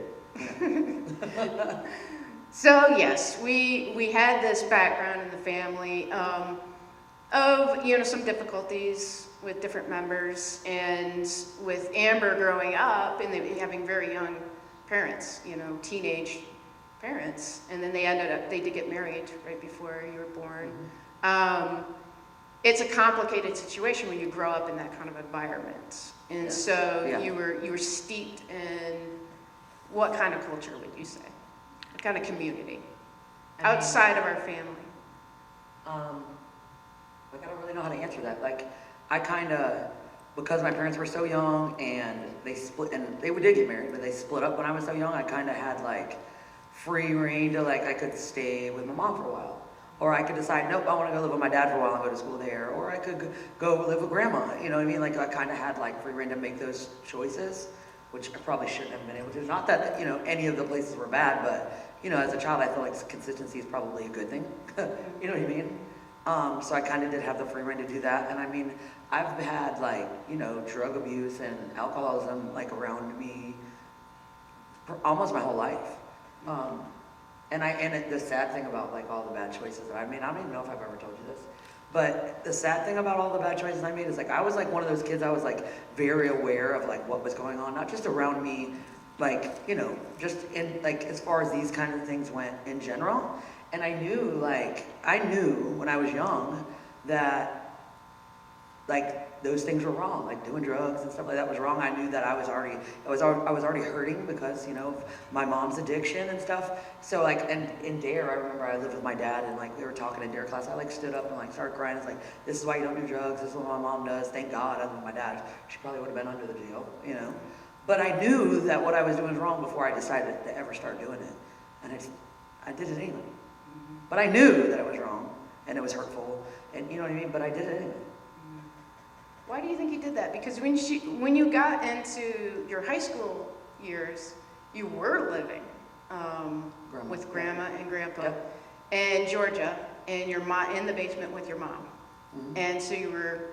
Why did those choices come before about? I was already doing all this stuff then. Okay. I was already, It predates. Yeah, and it predates all that. I mean, I feel like at that point, like when in high school, like I sang and I did, I was in musical theater and drama and I did all those things, but I was in the middle of doing all those things. I still was like doing drugs, selling, but I was just able to like, I wasn't as balls to the wall. I was able to maintain it a little better, I guess. Mm-hmm. So what about the selling aspect of it? How did that come about? You want me to be honest? I do. I mean, I to will. Be honest. I do. You ready for this? You're out. You're free. Okay. As long as it won't. No, not legally. I'm just talking about like, is everybody's ears prepared for this? So it was like this. I was always like the youngest out of everybody that I hung out with, like including most of my little girlfriends, and especially the guys. And everybody was like doing drugs, but all these girls. I mean, not all of them, but a lot of them were. Can't just go home every day and be like, well, give me $100, give me this, So they would, like get with guys and do things and stuff that I wasn't trying to put out. I was just gonna sell some drugs and pay for my own stuff. And that's really how it started for real. I just I didn't have it in me to be like dating boys or, just sleeping around or messing around with boys to get high, but I was gonna get high too. I want to have fun. You know what I mean? So I just decided like, flip of the switch, I'm gonna come up my own way, and that was, pay for myself. Wow. Yeah. How old were you about that time? Young, like 14. What? Yeah. Wow. That was about the time you moved down to Georgia, Yeah. wasn't it? Yeah. I mean, I'd already been doing drugs before then, but far as Yeah, like but actually, selling. like every single day and selling and getting money and, yeah, I was like 13, 14, yeah. Man, I didn't know you were that young when you started. And I hit it well at first. At first. At first. I remember you hid that well, but not the other stuff because it was very clear what was going down in the basement. Yeah, there was no, yeah. Yeah. It wasn't a secret. And my entire life, I was very much, I was the outsider. And so I was very much unlike everyone else as the only one who really finished school in a more normal way, and then of course going to college and everything, and very much the clean and the squeaky clean. Yes, she was like definitely the opposite of me and my mom. Definitely. And I had a mantra, I had things that I would say to Nana and Papa and be like, please don't do this, please don't let them stay here because there's little kids, you know, and there's a little bit of, you never know how you're infecting them, you know. So how did you feel about that? That's my life, you know what I mean? But so for me, like when I was standing there doing all that stuff at grandma's, or like, you know, when I lived there, I was a teenager myself. But I mean, I don't know if you remember, like by the time I had an apartment by the time I was 15, I moved. I didn't stay there anymore. I mean, it was my grandparents. I still came back, but I kind of, you know what I mean? I just kind of always trying to run off and do my own thing because at that time, you know, like I was, you know, me and my mom, one minute we'd hang out, the next minute it was not, you know what I mean? We didn't have a very, it was more like living with my sister. Like, it was kind of bad. Have you seen it? Oh yeah. You've seen it. Bad. It was bad. Like, I finally was like, I gotta get out of here. It was very complicated because your age, her being so young, having you so young, and then her being young in spirit. Yeah, she did kind of take in that role of being your sister. Yeah. And in a lot of ways. Yes. That were, I don't know how much you've talked about those things on the show, have you? Some of them, not a lot of them, but some of them. Did they stop you from talking about things like that, or do they kind of just add No, things actually, up? because I have talked about, and at one point, you know, when I go into interviews, they ask me all kinds of questions, but there's only so much room for all the stuff, so it's kind of for whatever reason. The other things that we're doing, stuff like that's gotten edited out, you know. So I did want to talk a little bit about how I'm not absolutely sure about the order of things as far as who was arrested first, and because I know it was a cycle of things. You were getting arrested multiple times. Your mom was, then you were, and then the last time was the one that... Together. Yeah. So I don't know all the details of like all the times that mom's been locked up or prison or whatever, but I know she's been way more than I have. I've been to prison, like solid, like you get locked up, you don't have a bond. I've been on for 2 actual prison sentences, but the last one was 4.5 years. The first one was I did right at 2. But total, I've done like 7 years. My mom was like getting locked up, going to prison way before I ever did. And you know, at that time, like when I was young, even before I moved out, you know, I kind of would like go and stay separated. But yeah, she's definitely like all that stuff started before me. And wasn't a deterrent. What, her getting locked up? Right. Hell no, I wasn't worried. Listen, my only concern was in that what I had going on in that moment. You know, and I don't know I know a lot of the times you stayed at grandma's. I don't know, like going to school and you know whatever was going on. I don't know if you ever noticed, but I kind of tried to like just like get the hell on, like stay away. You know, like I know that the last time that you'd say they're like, you know, I have a little brother and he I have a little sister and a little brother, but I used to like. I'd come there and like my brother would be like, I want, you know, grandma brought me these nice shoes, but I want Jordans for something, or I want, you know, things. And I'd be like, I'd show up and I'd do, you know, what I could. And Erin, I remember coming, chasing Erin around that. She tried to say she was quitting school. I chased her around the damn house and beat her up in the yard, you know, like, which I probably shouldn't have done that, but I didn't want them to be doing the same things I was doing, you know what I mean? And I always preach that to them, like, that's not, you don't have to do what I'm doing. It's not, you know what I mean? Which is part of the reason I try to like stay away as much as I could. You know? Yeah, and well, I definitely locked myself out. Like, I kind of gave up on trying to like reform, you know, and just did my best to like keep my nose clean. But eventually, and we can't talk too much about this, I know, but eventually something did come to a head with Erin. Erin is her younger sister. Fire and Sky, and then Tyler is her little brother. Yeah. It's something, Aaron, we ended up bringing in another baby into the family at that point, so it was multi-generations in Papa and Nana's house in Atlanta. Yeah. Right outside of Atlanta. And that didn't end us so well with her son, Tristan. And I don't know if I can say his name, but it's out there now. But those things were leading to this last lockup between when your mom and you were in together. When we went to prison, this last Yes, time. so what happened with that? What exactly so- about the legal system in Georgia was going on with this particular? Nothing at all. So it wasn't? Nothing at all. Okay. And a matter of fact, that was right before I went to prison the first time, and it was nothing at all. So then I went to prison, I got out, I got sober for like a year, that didn't last long. So you're saying that what happened, what did you do that they arrested you and then? This last time? No, the one that. The initial time. Yes. I got locked up, I was seeing that, you don't remember that, you don't remember that little guy that I was dating that I had left and I was renting that room from Shane and Susan. I was staying in Conyers. Oh, yeah. And Mom and everybody called me like, he's outside the house, you remember? Yeah, that was not. Yeah, and he that got was locked scary. up. But he That got, was very yeah, scary. he got locked up over there. That's why I ended up going to prison the first time. I didn't even get busted for anything the first time I went to prison. He had robbed someplace and it wasn't even a suspect. He just called the next county over and was like, hey, that robbery or that was like a burglary, so I don't know, it was like an office building. He called him and was like, yeah, that was me, and then my girlfriend that won't talk to me anymore. This is exactly what he said in this statement. My girlfriend that won't talk to me anymore, yeah, she was with me. And they put out a warrant for me. I do remember. And they put out a warrant for me, and Yeah, it was nothing. Yeah. Yeah. At that time, it really was. Yeah. Yeah. But I had that first offender's probation in Clayton County, and I was like, I had two options. Grandma was like, I'll bond you out. I was like, no, please don't. I don't want to go sit in Clayton County. I can beat this. Let me see what happens here. By the time it was over, I sat there so long, it was like, I was automatically violated anyway. So that's what I did the first 2 years for. Okay. Yeah. So. That should have been my first lesson. For real. That should have been like lesson number one. Like that should have been my sign. Like. Well, yeah, if you go down for nothing. But I'm saying that should have been my sign. Like that was like God saying, hey, keep playing. I'm really going to put you down. You're not going to have no options. But instead, I was like, okay. And I did stay sober for like the first year I was out after that. I do remember that. But it was hard after that. It didn't last long. I went back into doing the same shit.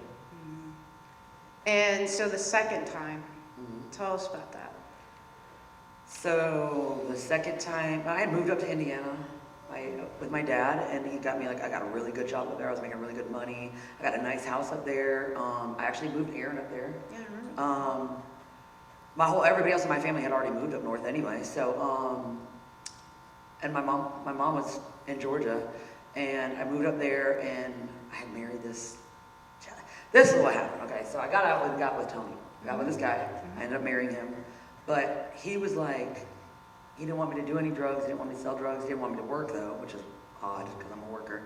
But he was doing that kind of stuff. So eventually, I kind of was like, I had enough, and I left. But I had nothing when I left. So I was like, screw it. I gotta get some money real quick. And that's when I started falling back into the trap, and I started getting high again. And then my dad was like, why don't you transfer your shit up here? Come up here. I was like, okay. So I transferred it. And I talked with Tony. You mean, explain that. What do you mean by transfer? My probation. I was on probation for my first prison sentence. So in order to move state to state, you have to put in a transfer. They have to get permission from basically the state you're trying to go to has to accept you in order for you to move there.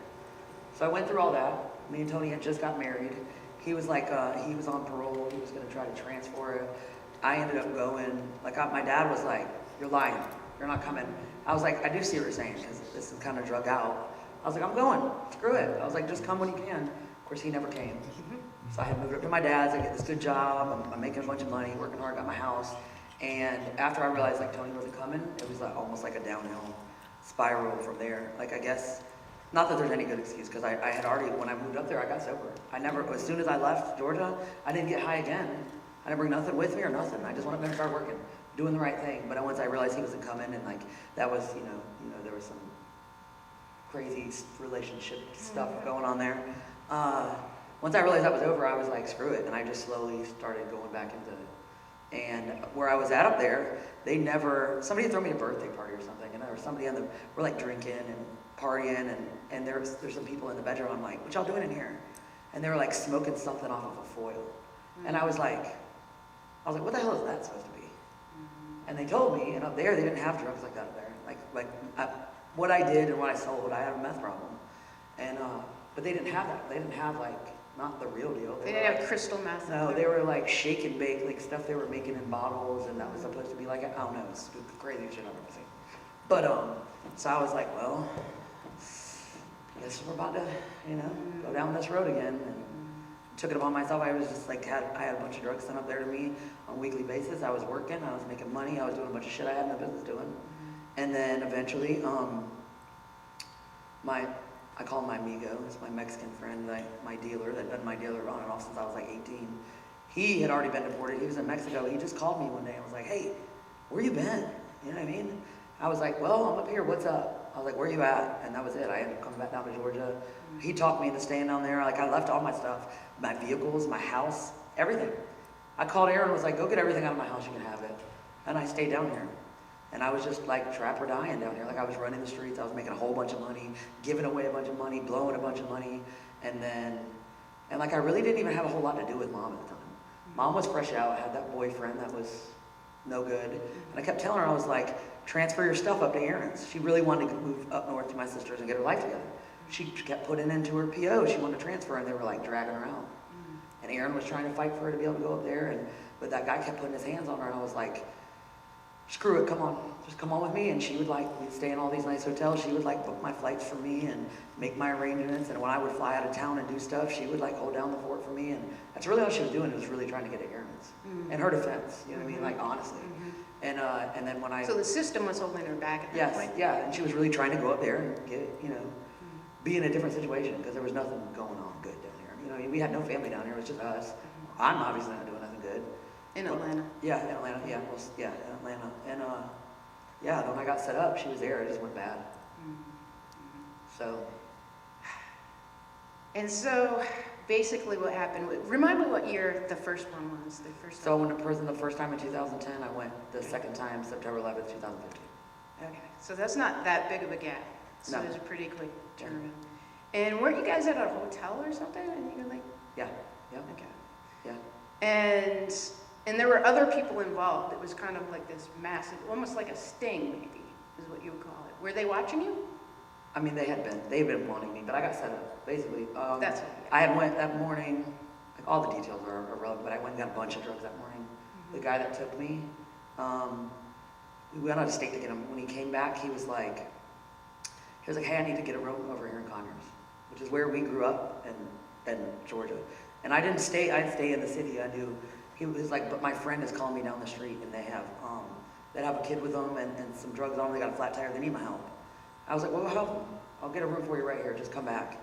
So by the time he was gone all this time, I had got rid of everything that I had, except for 1 pound. And I called my buddy from out of town and called me, he's like, I'm here. I was like, just come get this, I'm done worrying about this, just come get it. So I had sent the last of everything I had with him. There was no paraphernalia in my room, there was no drugs in my room, there was $22,000 cash, and I had $5,900 cash in my bra, just little whatever. But there was nothing even in there, but because he had told, and they pulled over that guy that I just gave that last pound to. He said, I just got it from Amber. It was I got told on times too. But the guy that they had pulled over, leaving the hotel, they said he got the same amount of time I got. After telling him. Yeah.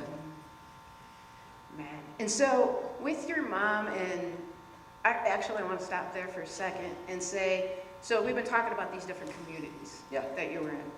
And your mom trying to get into a different community. Yes. And the idea of your space and your place being huge, having a huge effect on your ability to rehabilitate in a meaningful most definitely. Yes, most definitely. And she wouldn't, a lot of people that are doing drugs and doing this stuff in the street, you'll hear them, I've said it multiple times myself, I said it to you. I was like, I know where this is going to lead me. I got to stop, or I know what's going to happen. I've said it multiple times. I just didn't actually take action to do it. So a lot of people will be doing these things and they'll say, oh, I need to do this, I want to do this. No, mom was actually going to the PO's office. She actually put in the transfer, went back again without an answer. She would try to do it again, and she was like, for whatever reason, she was being held back. So. And then that last time, where was she? You said you're telling us about what you were doing, but where was your mom? How did she get wrapped up into going down at the same time? Well, because she was dating, when she got out, her probation address, I don't think she was on, I think it was probation she was on, not parole. But that probation address was at that guy's house, and he was like he just wasn't, you know what I mean? But he was like, put his hands on her.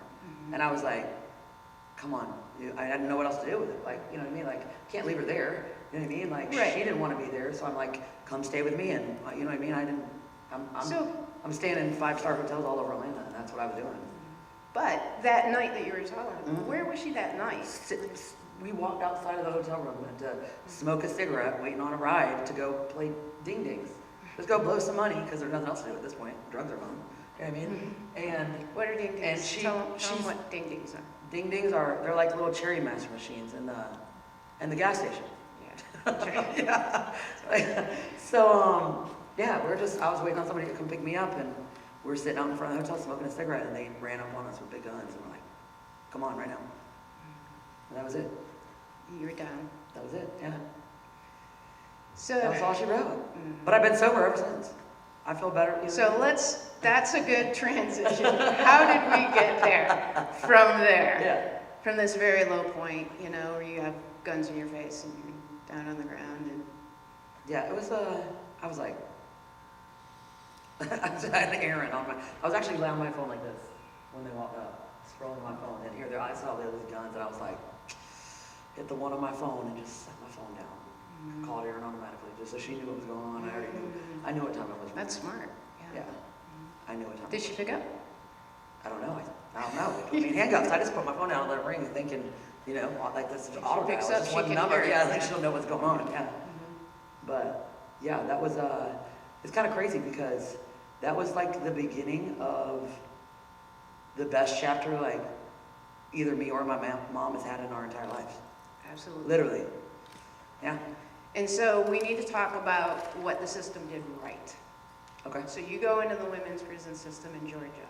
Mm-hmm. And they had you together at first, is that right? Or were you not together until the end? Oh, no, we were together the entire time other than she did that little 9 months at RSAP, the RSAP program. Little 9 months, yeah. The little 9 months, yeah. I mean, comparatively speaking, that's the only time we were separated other than 1 week. I'm just laughing, and it's not a ha-ha, yes, this is funny. Because I was in Glasgow at the time, getting my PhD, and I was, PayPal is how I was being pen pals with you all. JPay. And JPay, thank you. JPay. And PayPal. Telling you money. This is how I show my love. This is my love language. But and they were really struggling. That 9 months was we were separated. It was hard. Very hard. Yeah. And I was mostly worried about you more than your mom, because she was doing things that were really productive. That we want to talk about the things that the system was doing right. I mean, I think that if I wasn't in vocational trade school when she was gone, it probably would have been way harder for me. Way harder for me. Yeah. So you were in a school, they were helping you better yourself. Yes, yeah. I have 3 electrical certificates, and I don't even know how, like, I just lucked up, and they just put me in, and I got a slip that said, oh, this is where you're going. I was like, okay, yeah, run it. Yeah, so that was cool. And your mom, they had her in some, they were teaching her computers and a she number did computers, she did like auto body and paint. She did, and we took all kinds of courses though. Like, I signed up for any single thing positive that I could get into. I did anything that I could do, like Celebrate Recovery, AA.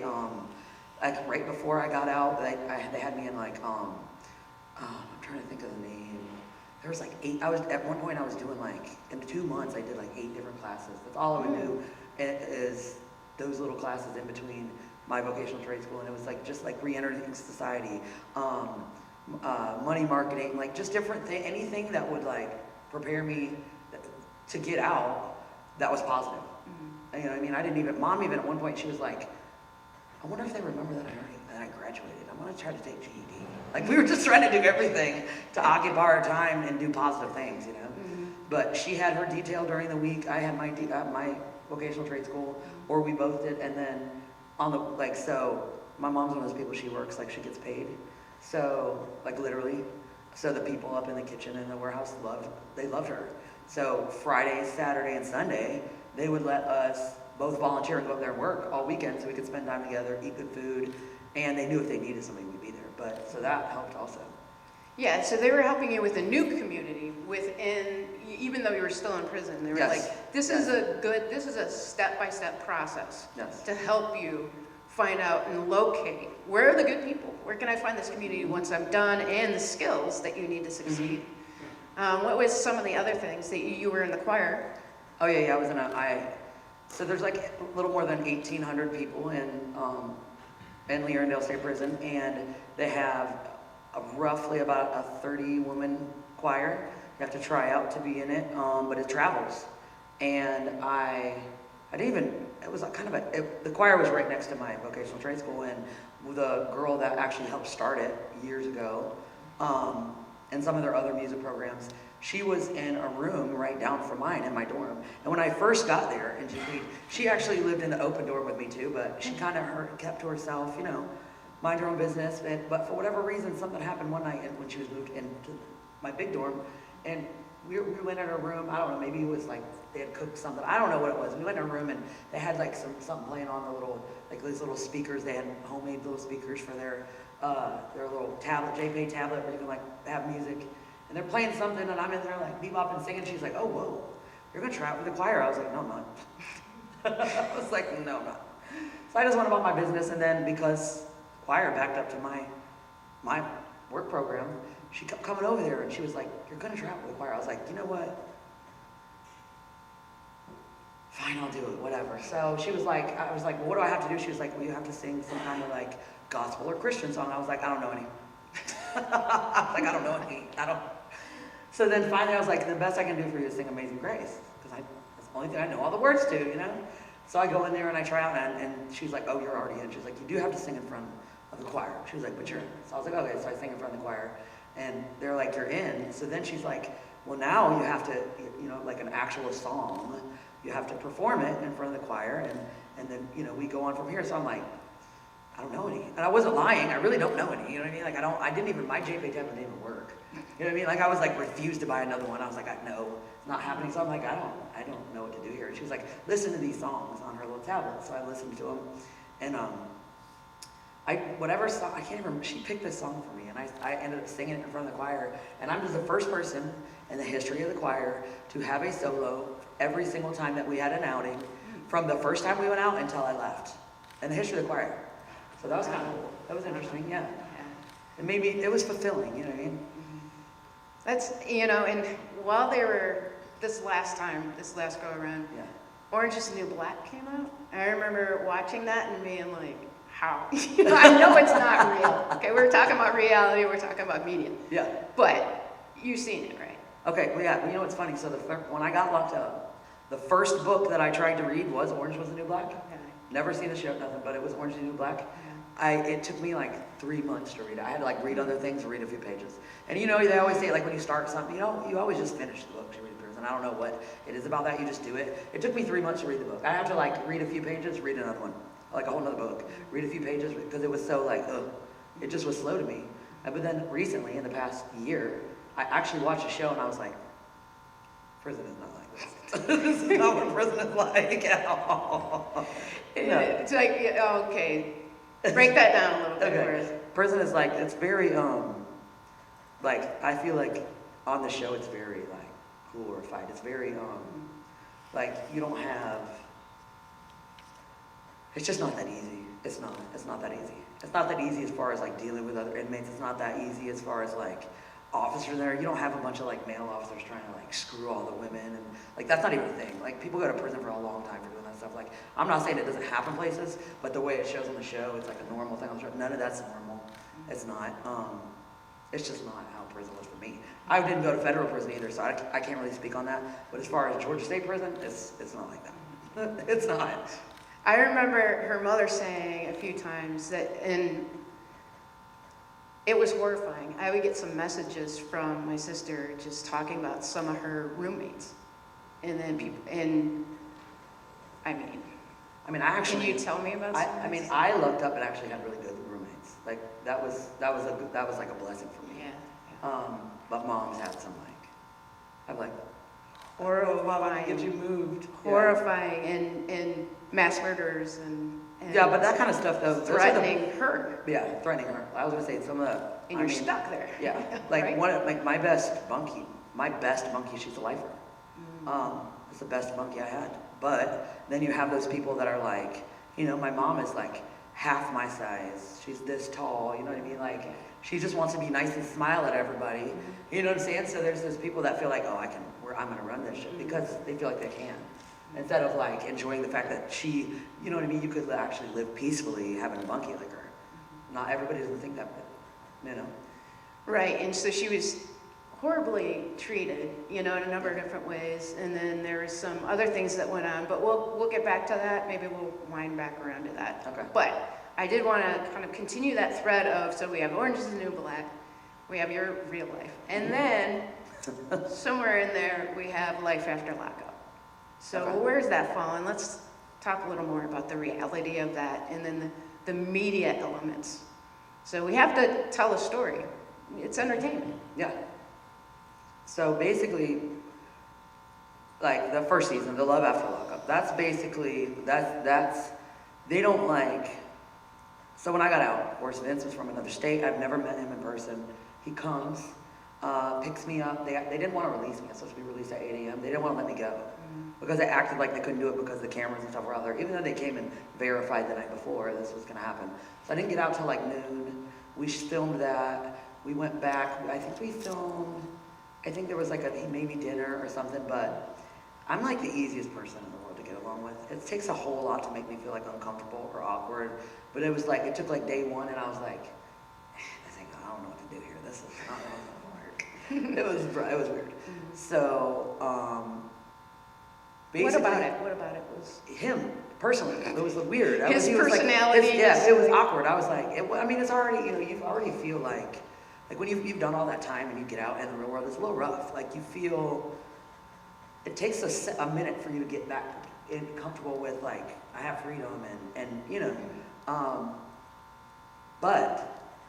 I want to say on that. So they say like on average, like just the average everyday person, you make at the very minimum 225 decisions a day by yourself. In prison, you're lucky if you make 25 decisions a day. So, that's a big transition to be like from no decisions, can't, make up your own mind, nothing to thrown back in the real world. So when you first get out, like you feel, it's like a little bit intense before you can get back into being like, okay, whew, I can breathe, this is gonna be okay. So on top of that though, this guy's like, and of course, Alan, the executive producer, is there. He's there for all the releases. He says, like, it was already weird because I'm like, literally, they didn't want to let me go, so I run out to the car. They like kept filming on the side. They're calling my phone saying, if you don't get off the property, we're gonna lock you back up. It was like really weird. I was like, wow. Oh my God, we gotta get the hell out of here. Yeah, wow. Yeah. So all of that is going on. So briefly, I'm just giving a brief. I'm like, let's get in the car, let's get out of here. I need a cigarette. I gotta go. Like let's go. So after that though, I realized like we pulled down somewhere else, and they're like, oh, you're released. How you feel? Whatever. And Alan's like, you should give your new man a kiss.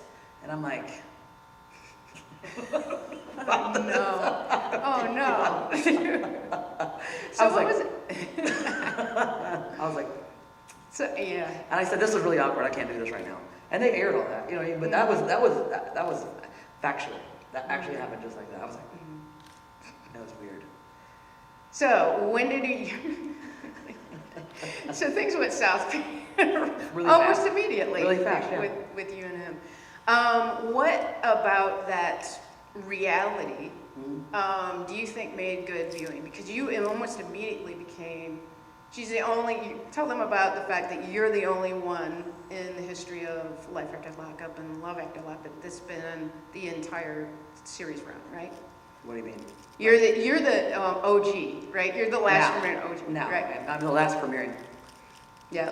Probably shouldn't say. Oh, whoops, sorry. forget you heard that at home. I am so, We'll I'm like edit that out. I'm the second longest standing person in the ship, is what I am. Okay, Right. okay. But you're the one who's moving into the future, whereas nobody else is, right?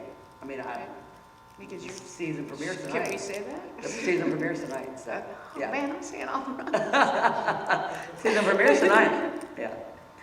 Okay, yeah, and yes, very good point. What I So can next say year- though is that we are continuing into the next season for sure. We've already started filming that, so, yeah. All right, awesome. So with Vince, how long were you guys together I mean, after you got out? we were never really together. Like, before I got out, it was like 22 months. But as far as like once we actually met, I was like, Nick, we can't do this. It just was instant. Like, I just knew. There was no put on. Like, I tried to be like cool for a few days. I was like, you're sleeping in that room over there. I was like, I need a bed for my room. I got a bed. I was like, you're not spending the night with me over here. It just wasn't, I just couldn't. He's a very interesting person. Let's put it that way. And I kind of knew that, but Yeah. I didn't know it was going to be like that intense. And you know, me, I can be like pretty laid back. I was like, oh no. It's beyond eccentric then. Yes, it was extreme. It was very extreme. Very extreme. He was in the military for a while, am I right? And when you met him, was his identity what you thought it was going to be? This is another thing we talk about a lot in social media. Okay, so you essentially were having one of those social media experiences, dating someone over many, Yeah, 22 months. And initially, for the longest time, all we did was message back and forth on JPEG. He asked me to marry him before we had ever even spoke on the telephone. And then we started speaking on the telephone. And then when I went to the transitional center, my last 6 months, which means, I don't know if you know that a transitional center is, they send you there from prison, they help you find a job, you get to leave, like during your work hours, you have an hour to get to work, you have to ride MARTA in Atlanta, and then you work and you have an hour to get back, and they hold all your money for you. You're allowed to have like $55 a week for your MARTA pass. Eventually you're allowed to have a phone. So at that point, I had like a phone. I was allowed to I videoed with him, and I kind of knew that we were different, but I was thinking, in getting to know him, in the back of my mind, I was thinking like, maybe this will be good for me. Like he's in the military, he's normal, he's not a convict, he's not ex-drug addict. I was just thinking maybe, I should look on the bright side, we could build something here. I was thinking. And then when we met in person, I was like, oh wow. You gotta set myself up for this. That's what I was really thinking. I've overthought this. Or I underthought this, really. I underthought this. More like it. Yeah. Yeah. And normal, maybe not so much. Yeah. Okay. Yeah. So this is really important, I think. You started having, I would say almost immediately, you started working on your life as something that was going to be sustainable. Yes. Building a world and a community around you that was healthy. Yes. And how was that represented on Love After Lapica? So the first. So I basically, because I was in the transitional center, I already had that job. They were beginning to make me management. They asked me if I would stay after, because a lot of people, they move away or they get released, they don't keep those jobs. They asked me if I would stay and become management. I did stay. I got my license right away. Luckily, my friend James, he was like, I have an extra truck you can borrow until you get one. All those things kind of worked out for me, and I just went to work, and I worked all the time.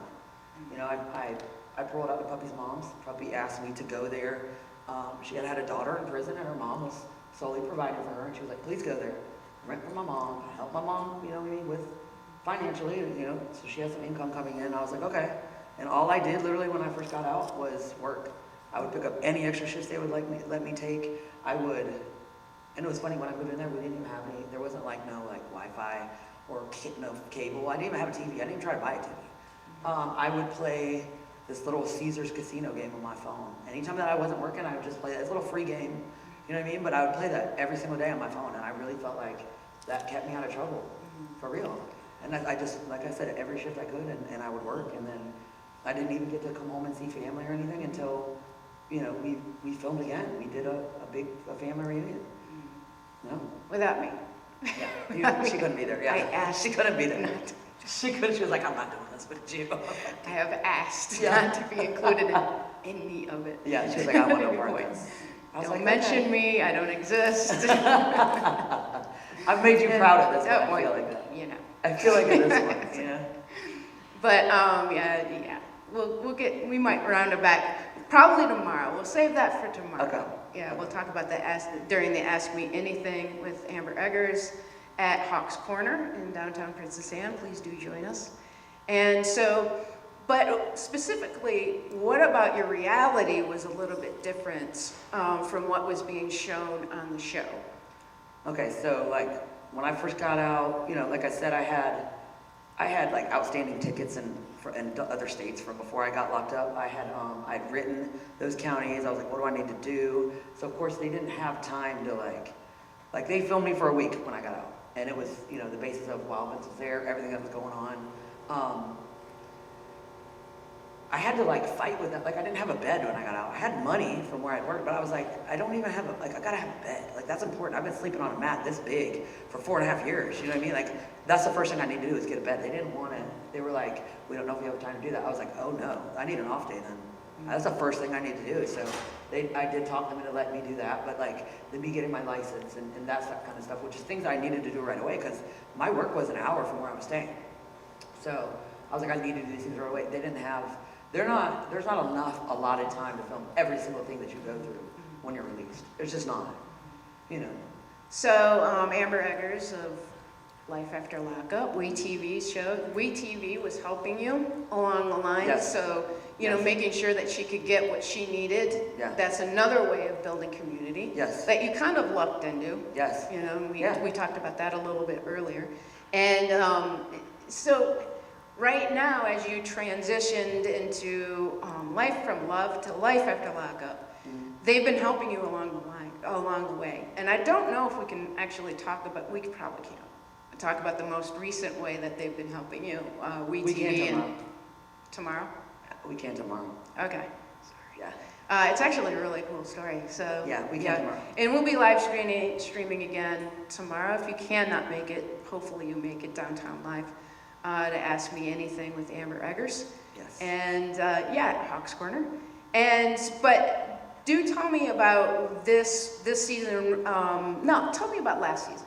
So first of all, you did mention a particular character, a human, Puppy. Puppy, okay. Tell us about My her. friend Michelle. Yeah. So, Because there's some not reality things that, can you talk about those things? There's the things that are being presented on the show that aren't exactly 100% accurate.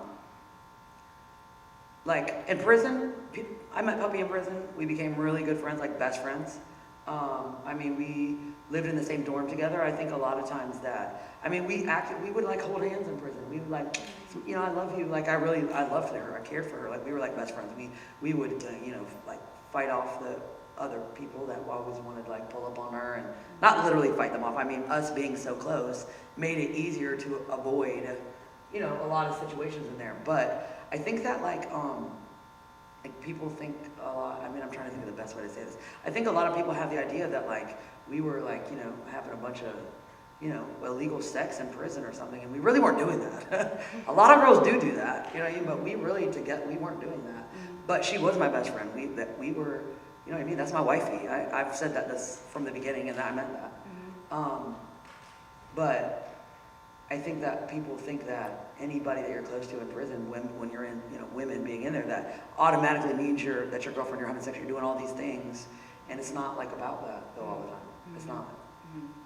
I mean, sometimes in hindsight, I think about like, maybe if I would have been more open-minded to something like that, it might have been my time go by a little faster. But you're not supposed to do those things, so I didn't do it. You know, we just didn't do that. That's like the biggest misconception. Is like, but like when she got out, and you know, we filmed all, you know, the things. We had the whole season. You know, I mean, like, I was there for her. I helped her the most I could when she got out. And then we just kind of grew apart a little bit. Our lives were, I worked all the time. I wasn't, you know, it was almost like we had an actual breakup. I don't know if that makes sense, but it was. We had an actual breakup. It was like it's kind of like the weirdest thing. I don't know. But that was real. I mean, that part was real. So you separated for a while. Yeah. You came back together. How did you end up, like, you're kind of, like I said, infamous. How did you get this, you know, kind of the edgy character, person? I don't know. Yeah. I don't know how to answer that. I just know that, like, I'm the same all the time. Like, I just don't, you know what I mean? I just say whatever. I don't, you know what I mean? I say what the hell ever. Mm-hmm. Like, if I feel it and I think it, I say it. Like, I mean, it's not always a good thing because, you know, like I said, there's only so much of a lot of time for each, you know, group or each couple's on the show. So, you know, I might say a whole lot of things, but they only have time to say this much. So that doesn't always come off exactly as you mean it. You know what I mean? Right, yep. You know, like I'll say one thing in a whole, you know, like a paragraph and they only have time for this much. Then if I'll be like, oh, somebody will post something about it, I'll be like, oh, damn, that sounded bad. I didn't really mean that like that. But it happens that way, you know what I mean? Do you ever find yourself either tempted to, or you actually do go into social media and correct people? Or do you just let it slide? I did a little bit in the beginning. And I did, just because I had like this really bad, like people were trying to like make it out like I had like used Vince and done all these things while I was in prison that I didn't do. Like I had talked to you about it too. Even before the show thing, I had talked to you, I was telling you about us having this relationship and when I thought about him. But I thought it was cool because just people in prison period, they get on these pen pal websites, they reel people in to like financially take care of them. But he didn't ever financially take care of me. Like I didn't, like the most he did was, I told you the $15 a month for the phone, the $3 a call. That was all the other phone calls I paid for. And I mean, I hustled cigarettes in prison. That's how me and my mom lived most of the time we're in there. And he would move around my cigarette money for me, but I paid for it. You know what I mean? I paid for that to be, you know what I mean, to be done. So other than that, yeah, that was like a big misconception and it pissed me off. Like a lot, that first, and I did stick up for myself about that a lot. Other than that though, I don't know, I think that when people like talk a bunch of crap and say a bunch of things or whatever, that's partially like kind of keeps me alive. You know what I mean? If you think about it, when people are like talking about you and you're at the top of a conversation and they're, you know, making assumptions and doing this, that, like that keeps you alive. They want to keep people on the show that people are interested in, whether it's positive, negative, it's always going to be negative. People always assume things. They say, like, even recently, I've read some real crazy, like, things that people, they say, like, I've said it before, and it's really far from the truth, but I don't, like, I'll give you a good example. I can actually talk about this. My weight gain, okay? I've gained 40 pounds. I've gained 40 pounds since last season. And, not the one finishing now, but since last season. There was this big post where somebody was talking about I had gained all this weight, and well, I guess I can say this part of it. They were questioning, commenting whether or not I was pregnant, and then they were saying I gained. Somebody, like one comment was really funny. Somebody was like something about the way I waddled when I walked down the driveway, and somebody commented something about me gaining 75 pounds. So then last Friday's episode comes out, you know what I mean? And I won't comment on the pregnant thing just because there's no reason to, but I was like, oh, not 75, only 40. I was like, only 40, but stay tuned. And then they're like, and I'm laughing about it, like not in a malicious way, but I'm, you know, and then they come back and they're like, Ish, I'm sorry, oh my gosh, da da da da. And it makes them rethink. Just saying something positive, like factual and positive, sometimes it makes people rethink like the means of, I've had people like delete messages, comments that they post, and I'll just say something matter of fact, so they'll delete it, they'll inbox me and be like, oh, I'm sorry. I didn't really think about that before I, stuff like that. And tomorrow we'll talk more about the pregnancy issue. Yeah. And that's all I'll say Yeah. about that, because there's way more Yeah, a lot more about that. And that goes in what you're saying about them, what they do, like to help me, to be there for me. Yeah. Yes. I will be able to speak on that tomorrow also. Okay, excellent. And then the community issue, or element, I should say, around the difficulties of transitioning from, one space that's really restricted. You don't have many choices. You don't have many options. To a place where you have a bunch of options. To a place within the reality TV realm where you're kind of in the middle. It's kind of a liminal. Yeah, it sucks. The thing that's hardest for me, well, it's not hard for me anymore, I guess because I'm used to it, but like in my relationships, like you've seen me, anybody that's seen the show or knows anything, like you've seen me in like the Sammy relationship, which is a relationship from my past, which didn't go good, that's over. But like it causes a bunch of issues, the fact that I can't post anything on social media. Like I can, but I can't post things until they air. I can't give things away that are coming. And that's like, you know, it's not that hard for me, but that was like a really hard thing for him. Like, I kind of have to ask sometimes, like, hey, I'm doing this, is it okay if I post it? Because I don't want to do the wrong thing. I don't want to give nothing away. I want to be sure, but at the same time, like, that sucks. That's what people do every single day. Post, you know, like, it just is, I don't know. It is kind of hard, but it's very specific. You can't, there's things you can post anything you want once it comes out, but you can't give it away. You know? Yeah, but it's your life. But it's my, yeah. You don't have a certain amount of control over your life. Yeah, exactly. Which is prison. Yeah, So, yeah. and were you able to post on Tyler's wedding? No. Okay. Well, yes, I could. I could post on his wedding, but because I was allowed to be there, but they didn't actually, because they weren't using anything. Oh, okay. Yeah. Okay. So it's I mainly. couldn't post on who I was there with. Oh. You know what I mean? Okay. Yeah. I couldn't post on who I was there with, but I could post. I'm forgetting the who family. Who were you with there? Don't even remember. It's irrelevant. It's irrelevant. There's a reason none of that was ever posted.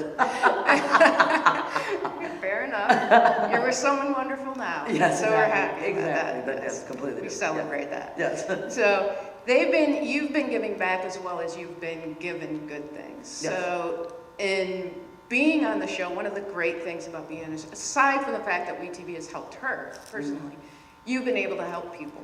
Yes. Tell us a little bit about that. Okay, so like one of the big kickers for me on the show is that I like, at least, I'm just giving like probably a guesstimation, but at least 100 people a month. And since I got on the show, like I've always, I accept people on my social, like my Facebook's full, I can't accept anybody else on there, but like my Instagram, when people reach out to me, I speak to them. When I try to interact with, not just like a fan interaction, but people actually hit me up and they ask me things like, you know, this is what I went through in my addiction, or this is what I'm still going through in mine. How did, you know, if I can see that you can do it, what exactly is my next step? How do I do this? Can you give me any advice? I always try to reply back to those people. I feel like that's important. I feel like that's part of the reason to even continue doing this, to show people it's possible. And if you need somebody, I might not be able to immediately help you, but I might be able to say, here's this resource, or this is what I did, try this. And then the other half of the people that hit me up are like people that are either grieving because they've lost somebody recently due to addiction, or somebody that's like a parent that's scared to death they're going to lose somebody because of addiction, and they just want any, like, can you give me any advice? What should I do? What do you think? I've even had people be like, can you please talk to my kid for me? You know? And I don't mind doing it. I'll gladly do it. I mean, I'm not gonna like, I can only do with what's within my reach to do, but I'm more than willing to help. And so you've been able to find a purpose. Yeah. Yeah. And your mom would talk about that a lot when she was still in the system, and she would talk about testifying. It's my job to testify. Yeah, giving your testimony, yeah. It's important. Like I just did that, the March Against Meth thing. They asked me to speak at the March Against Meth thing, and Freedom Fest. And it's so funny because everybody's like, I was like so nervous. I mean, like today I was like, I'm a little nervous. I'm talking, everything's fine now, but that's because we're sitting here talking together. I had to listen. I had to write notes down about what I was going to testify about. I did them on the back of a birthday card envelope, a yellow birthday card envelope. I was like up there like fanning myself. I was like, for real. Like people were like, you're on TV, you can do this. I was like, it's not really the same thing. Yeah, tell them what you told me about this in particular. Okay, so yeah. Why you're nervous and being in front of a camera. There's cameras used, but yeah. How is it different? So I was just telling her, I was like, it's different when you're in front of somebody than like in front of people, especially people that you don't know. And I was just telling her, I was like, 8 years ago, 8 years ago, if you would have been like, oh yeah, you're about to be on this we're about to film this little thing that the Scared Straight program. I'd have been like, yeah, of course.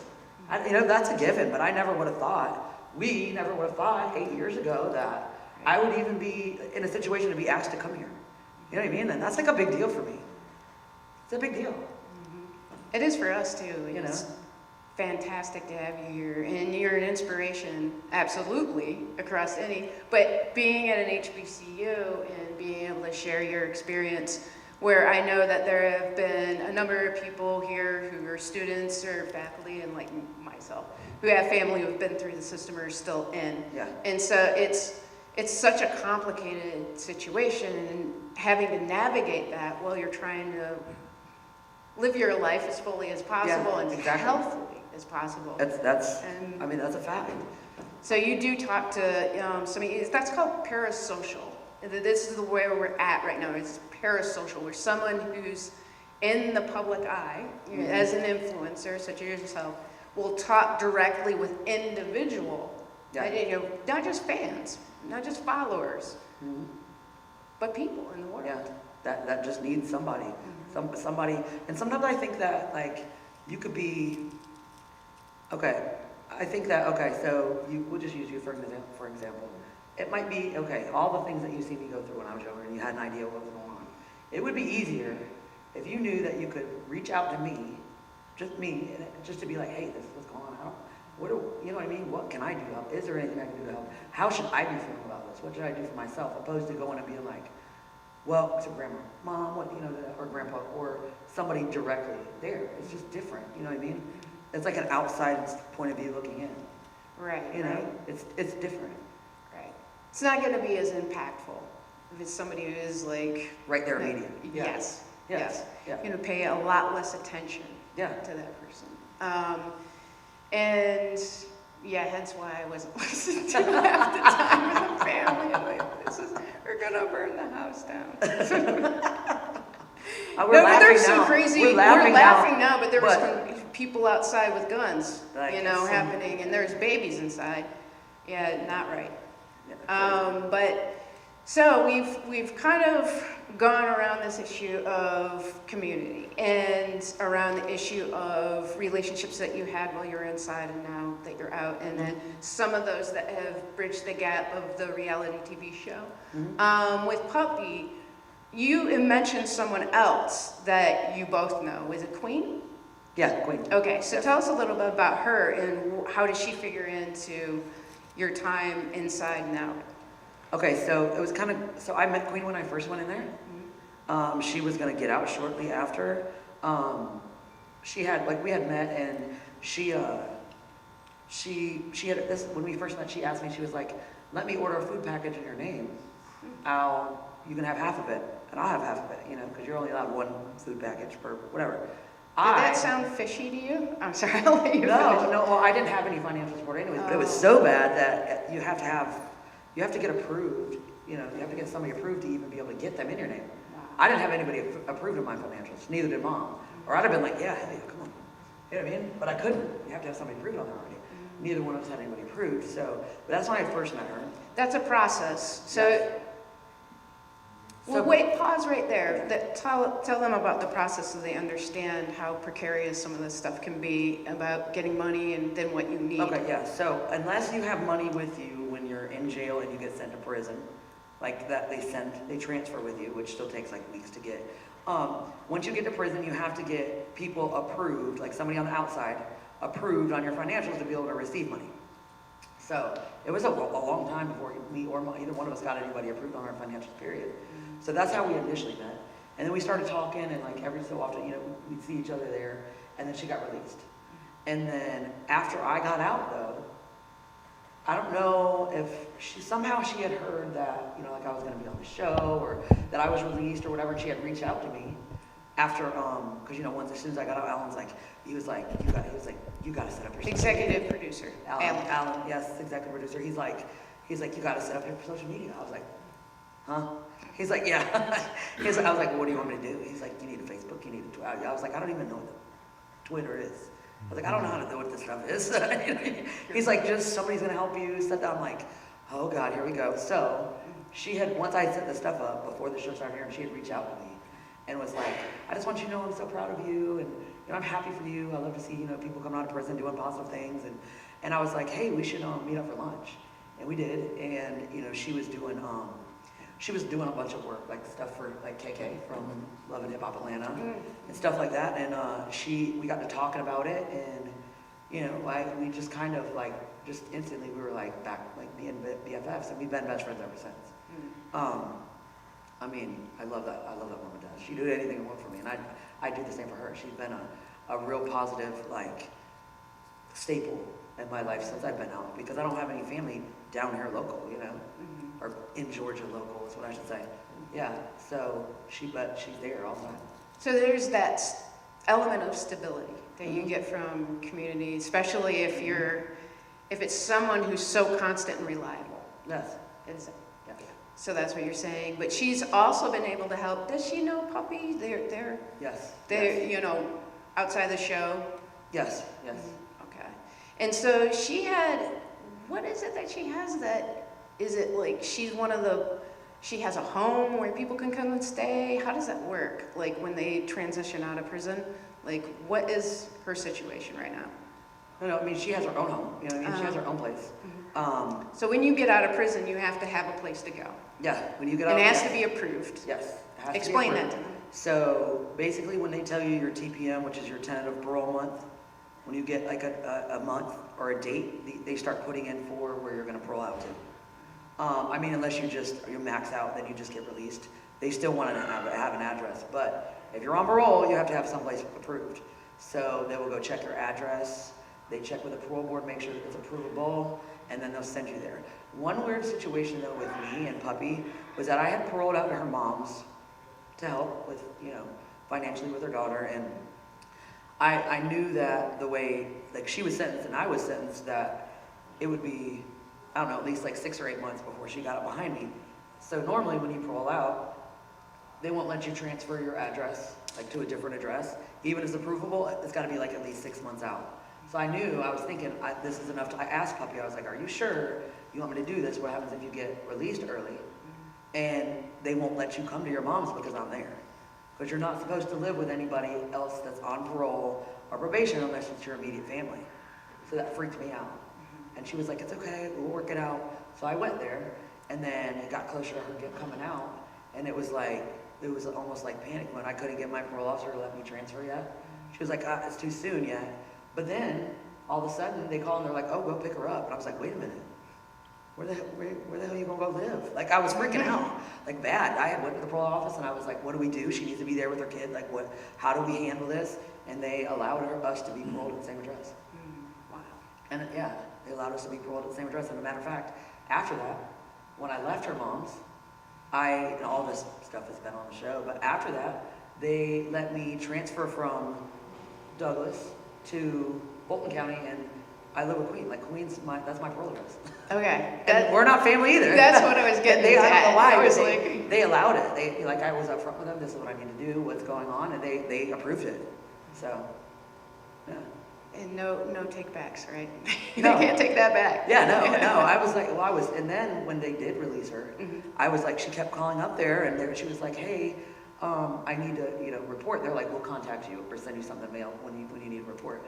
So of course I'm going up there. I'm like, hey, listen now, I need to know if this is right. I don't want nothing crazy to happen, because you never know. You know what I mean? I don't want to get in any kind of trouble, and I didn't want to get her in any kind of trouble either. And they were like, listen, if the parole board sent her there, or released her and sent her there, this is what Ray said. She said, you just need to sit the hell down and relax, okay? And I was like, I'm just making sure, I just want to be doing like the right thing. Right. But it ended up working out. But that was like an unheard of thing before. Right, and it's not a given. It's not a given that you can just trust. Like, just trust the process. It's like, no, there's been too much evidence where you cannot trust the process. I mean, I actually had a really weird situation myself, like a financial situation with parole. I don't even know if I told you about it. So when you pay in Georgia, the easiest way to pay your parole payments is on JPay. Every time you make a payment, they charge you $6.50.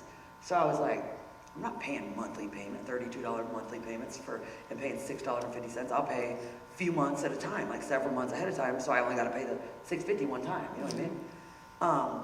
Not to be funny, but I don't want to be giving away my little $6.50s, I don't. So I've been making these payments, and I went in there for something. I was trying to get a travel pass to go home, I think, to see grandmother for one holiday, and she was like, hey, she was like, it doesn't show you anything, quit paying. So she said, quit paying, it doesn't show you owe anything.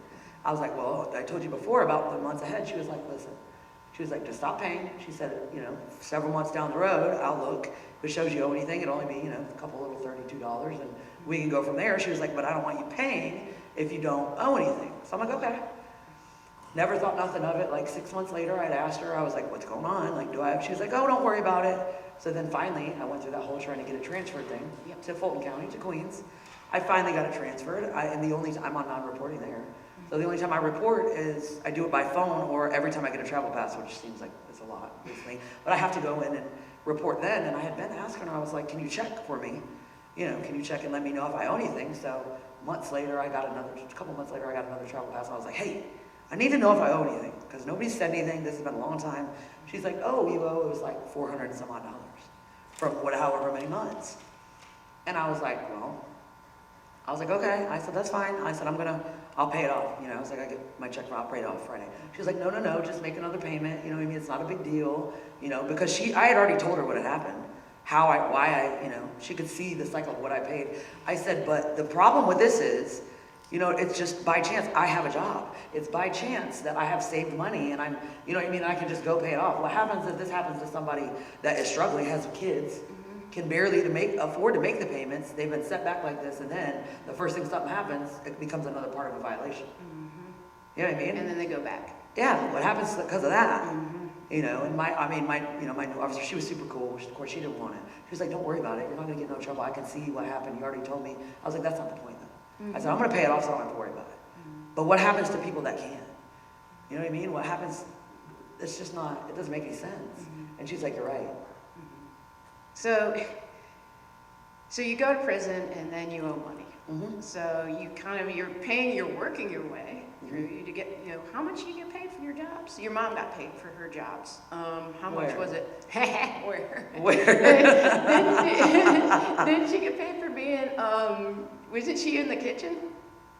Oh no, she didn't really get paid for that. No, we just got to eat like good food up there and like make our own stuff. And yeah, you get no financial nothing for that. No. So you're you work for free, yeah. And then you get out and you still pay. Yeah, pretty much. Just making sure I understand. Yeah, you're exactly right. I think Georgia's definitely a state you don't get paid for your labor, for your details in Georgia. But your mom was really lucky she got some good details. Yes. How long was Michelle Puppy? How long was she in while you were out? So let's see, I got out the day before Grandma's birthday. Mom got out in November. She got out in December. Oh yeah. So it wasn't that long. No. It wasn't all that long. It wasn't. So what was with the free puppy? Well, because, in the past... This is on social media and... Yeah, that's funny. Free puppy was... Yeah. I was like, I saw that somebody and sent on an episode of Abbott Elementary. Somebody sent me that. I've never even seen the show, and I watched it, and I was like, I sent it to Puppy. I said, you're really on primetime TV now, girl. Look at ya. So what was that about? So that was because in the prior season, she had a parole violation, and she just went and did a little time, which has all been on the show before, but that's what it was about. So parole violations, let's talk about that. So how long are you going to be on parole? I will be on parole. My parole will be up September 11th, 2025. And then I will be on probation for another 20 years after that. I'll literally be on paper until I'm 60 years old. Wow. So is there any way to get out of that? Is there any way to... I don't think there's not any way to get out of parole. Like, you definitely have to complete your parole. But once I get on probation, I could probably, get a lawyer, try to petition the judge, see if because I've done so well, if they will, lessen it or drop it, or, the only thing that really sucks about it is that my travel passes. I have to get permission to travel everywhere. Other than that, I'm doing everything I'm supposed to do. My POs get irritated. They're like, when you hit me up like you're in trouble. I'm like, that's the only way you'll answer me. Y'all act like you don't want to talk to me, and when I need you, Getting the pass for her to come here was, it was a lot. Yeah. Because I was filming. So she was like, well, you can come this day. I was like, I can't. It's already said. She was like, well, I'm not going to be there. I was like, well, who do I need to go see? And they do. They work it out for me, but that's really the only time I even have to go.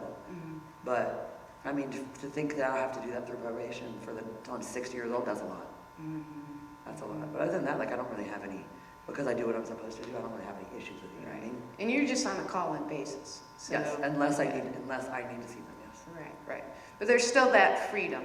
There's still a little bit of the thumb on your, on that scale, and a little bit of the boot on your neck. Yeah. But I guess because I guess I kind of feel like because I'm doing whatever I'm supposed to do, I'm not doing it I'm not supposed to be doing. So, like I said, other than trail plus, it doesn't bother. It's not.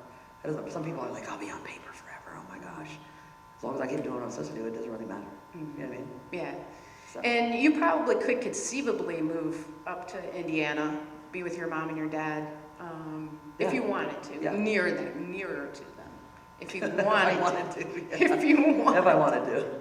Right. And Amber, I keep doing this. I've been doing this all day. Erin, her sister, Listen, and Erin's up there. We filmed this past week, and like everybody like on the crew would be like, they'd be calling me Puppy or Queen, and they'd call Queen Puppy or Amber. And they would call, I was like, how many days have we been here now? So tell us about filming. This is a good segue. So how does the filming work? I mean, you talk about interview days. Tell us about that.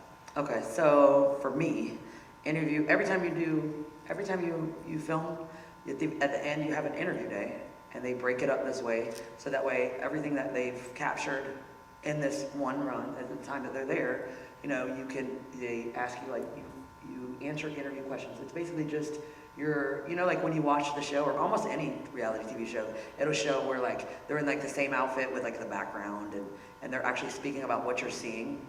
That's an interview day, but they're long. They're long. You're in sometimes the chair's not even like this. I don't even get it. My first interview day was 13 hours long. What? I was in a wooden chair. I was fresh out of prison, and eventually at the end of it, I was like, listen, honey, I'm like this. I'm done. You're not getting anything else out of me. And Vince has been upstairs locked in the room the whole time we were doing my interview. Like, they wouldn't let him come out. He's from out of town. It was bad. Oh, man. But yeah, so that follows every time that they come and they capture things. That's what comes behind it. Okay, so that's a part of the process, but it's done separately. It's not like not even the same day of the other field production. You film the field production stuff, the stuff you're trying to capture, and then at the end, you do your interview and I think they do it like that instead of all at one time because it ends up being a lot, and they want to capture whatever, they want you to be able to talking about what's fresh. Okay. So. Tell us the story about when Alan found you. How did Alan find you? And tell us what he said. So the executive producer of. Yeah. So when I got that, I told you I was on the Writer Prisoner, and that I had got that letter in the mail, and I told Vince, I was like, check it out. He did. So then they wanted to do. We actually thought I was going to get out a little sooner than when I got released. So he's doing like telephone interviews with me, and they're like three-way calls. Like I'm calling Vince. Vince's got him on the phone. They're like, got Alan on the phone. We're doing the little interviews, and finally I was like,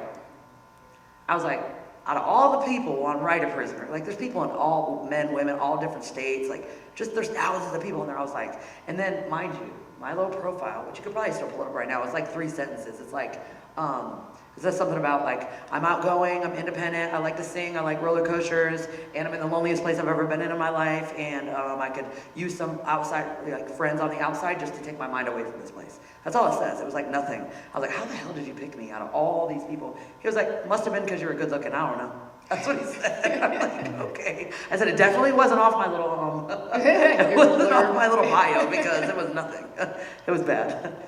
Yeah. Yeah, and so you've been working with him ever since. He's been the constant. Yes. So another area of community that you've built. Yes. From that, so it's executive producer Alan, and then work us down the level, the chain of command. Okay, so you've got the network. Okay. So the network, who's the representative that you talked to the other day? What was her name? The network? Can't talk about that. Oh, okay. So you got the network. You got the network. Then you have, production, which is Alan, Sharp Entertainment, executive producer. And then under him, I think, so Bree would be my, she's like right under Alan, so it'd be the assistant exec. And then I have an AP, which is like my immediate contact. Assistant producer? Associate. Associate. Yeah. Producer. I believe that'd be my AP, that would have been my CAM. Yeah. And then underneath that is like you got a field producer and your crew and all that stuff. And those are the people who, while you're doing the shooting, field producer, they're there. Field producer, that's the one in the field with you, yes. Right. Yeah. They're the whole time. But since she's been here, I don't know how many times Alan has called you. So the executive producer is pretty hands-on, at least for you. Yes, most of it. We can talk more about that tomorrow. Okay. But, yeah, I think that after tonight and after like the, everything, you know, the end of the season out, I think a lot of that will make more sense, you know what I mean? They're just worried about spoilers, and Yeah. that's the main thing. That's Yeah. the main reason why, so. Yeah.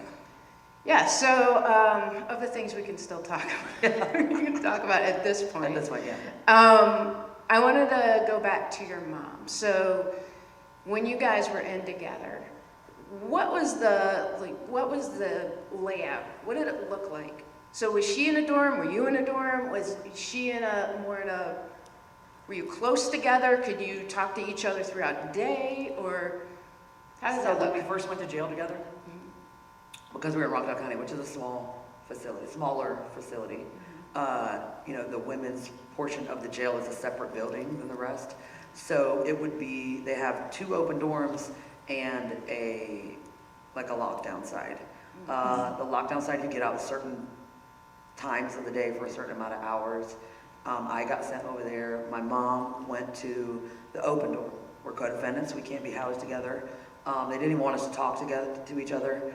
And then they started up called an RSAT program, basically. What does that mean? And they didn't want, an RSAT program is like a residential, it's like a residential in-house treatment program, basically.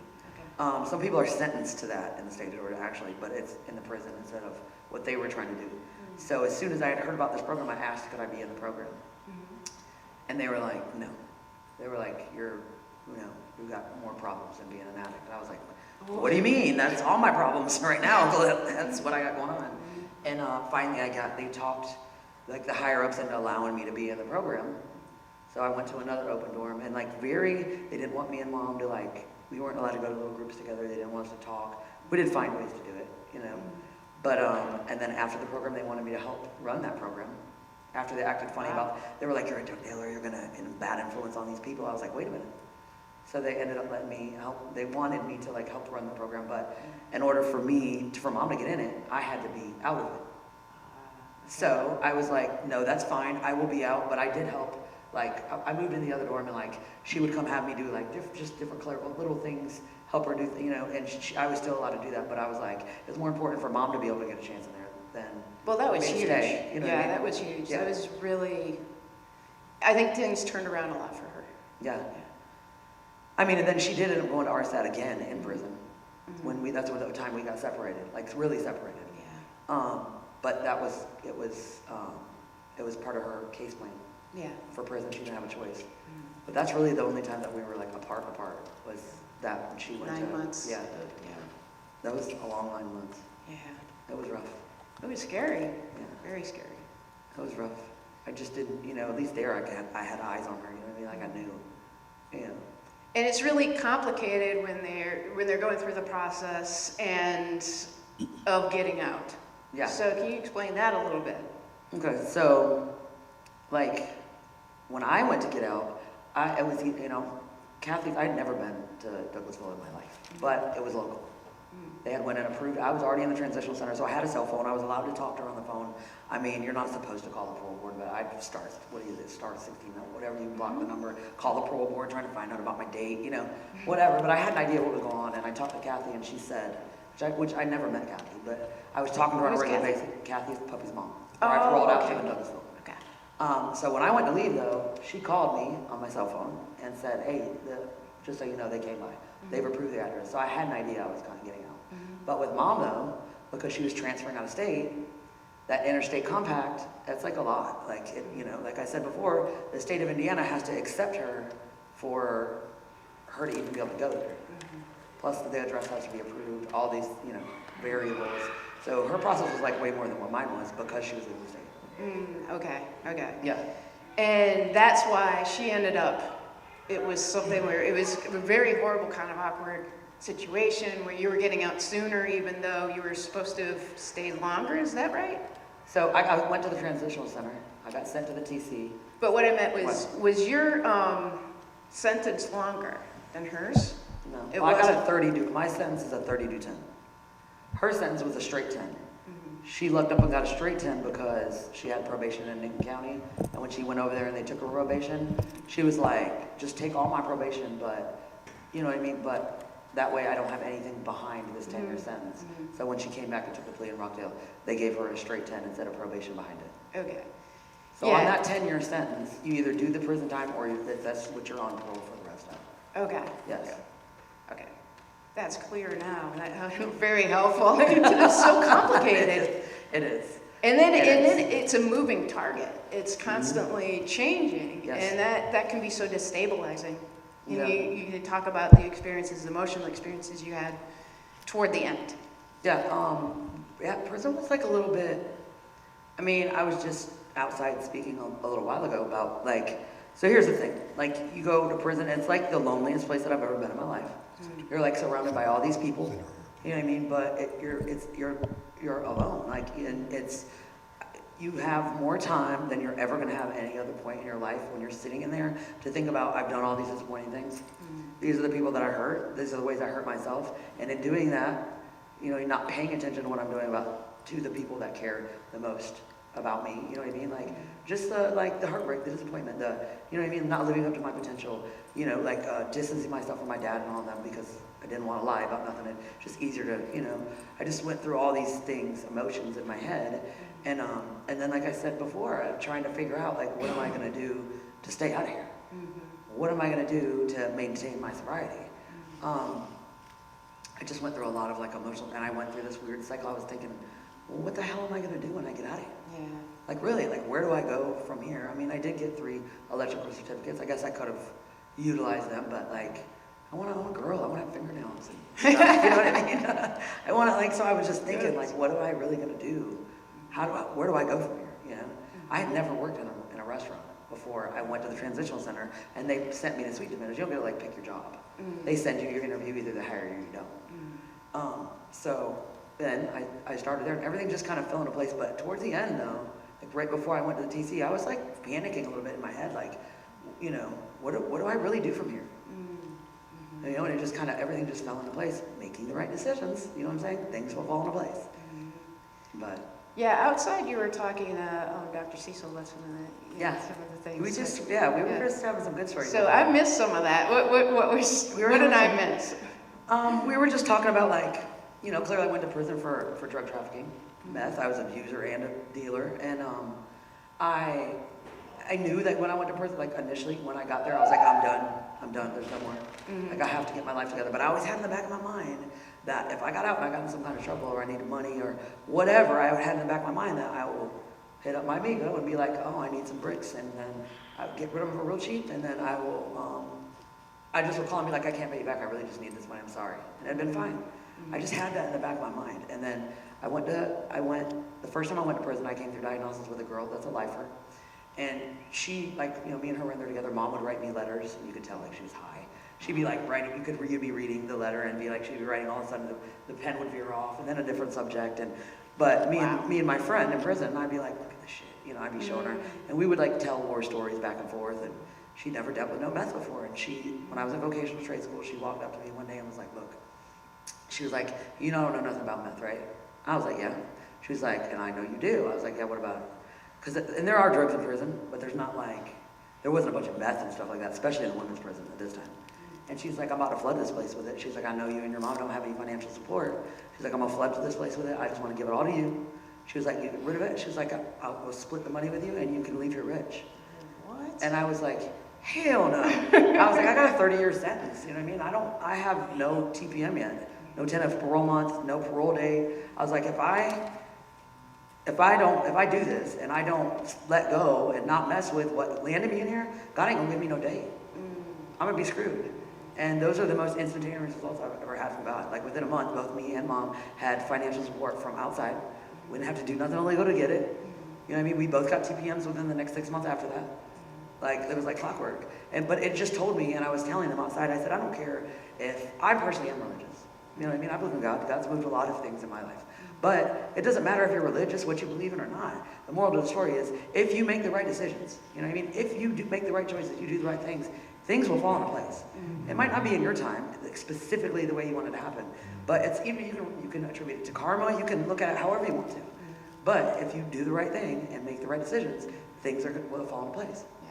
Yeah. You just have to actually do it.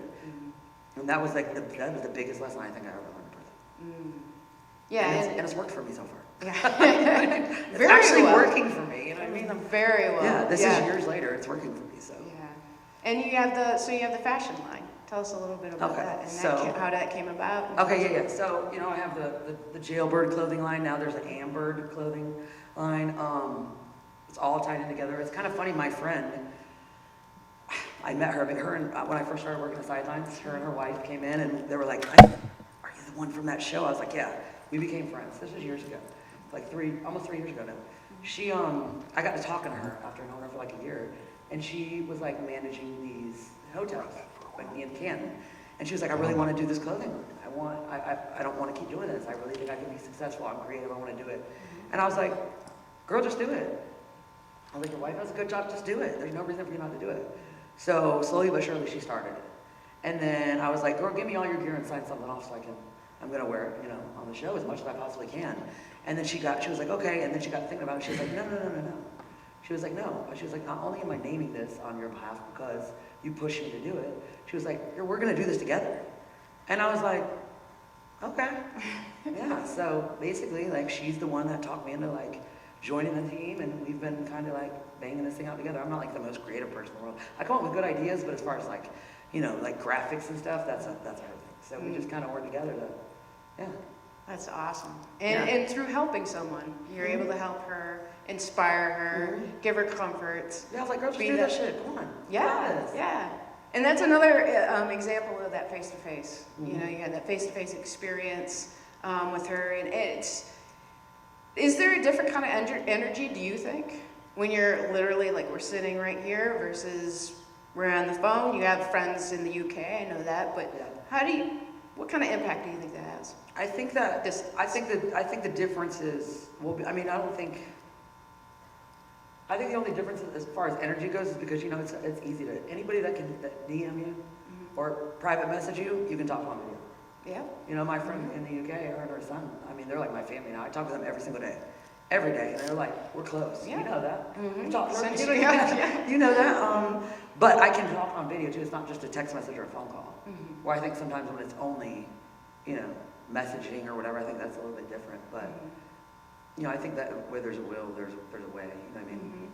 So regardless of whether or not you're literally physically in the room together, you're saying there isn't much of a difference. No, I think there's, and I also think it depends on, like, what the angle is too, you know, like when people call and they need help or they're asking me for, sometimes you do start messaging, but then, you know, you can tell when somebody's like frantic or somebody like really needs somebody or, you know, and you're like, hey, just let me message you.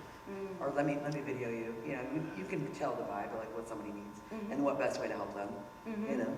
And sometimes it is just better, the better route, the safer route, and or the only realistic way of depending on the reaching out to location, someone. yes, most definitely. Like your friend in the UK. Yeah. Oh, she's coming after the year. Oh, awesome. That's great. Is she bringing her son?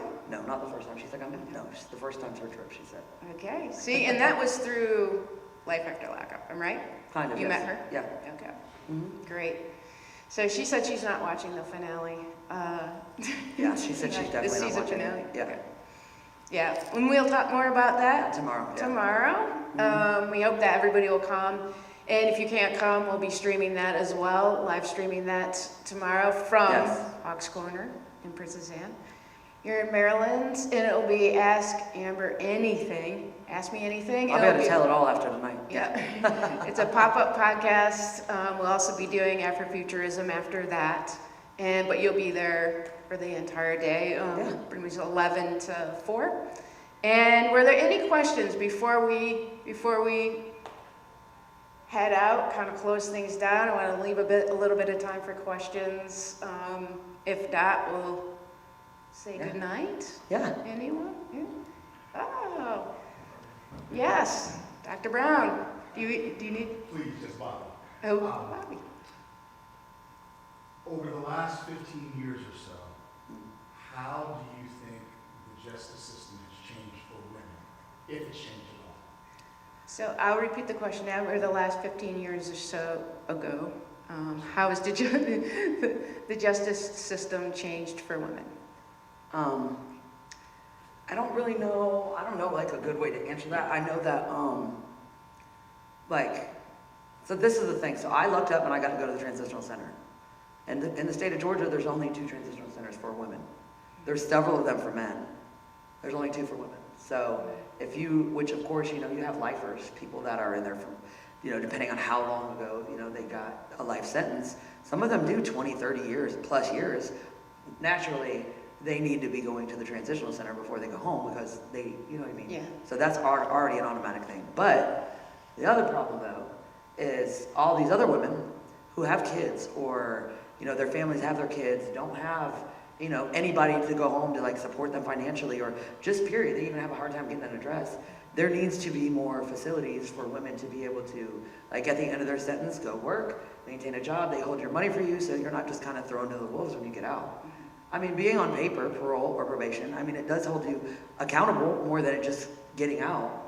But at the same time though, like, if you don't have a dad or a mom or a grandma or a brother or a sister that has a place for you to go or can even help you financially, a way to get your kids back and feed them and find a job and everything else, like, that's kind of, that's a rough setup, you know what I mean? But it's happening every single day. It's happening every single day. And so that's. And I just know that's in Georgia. I don't know about all these other states, but I know specifically in Georgia.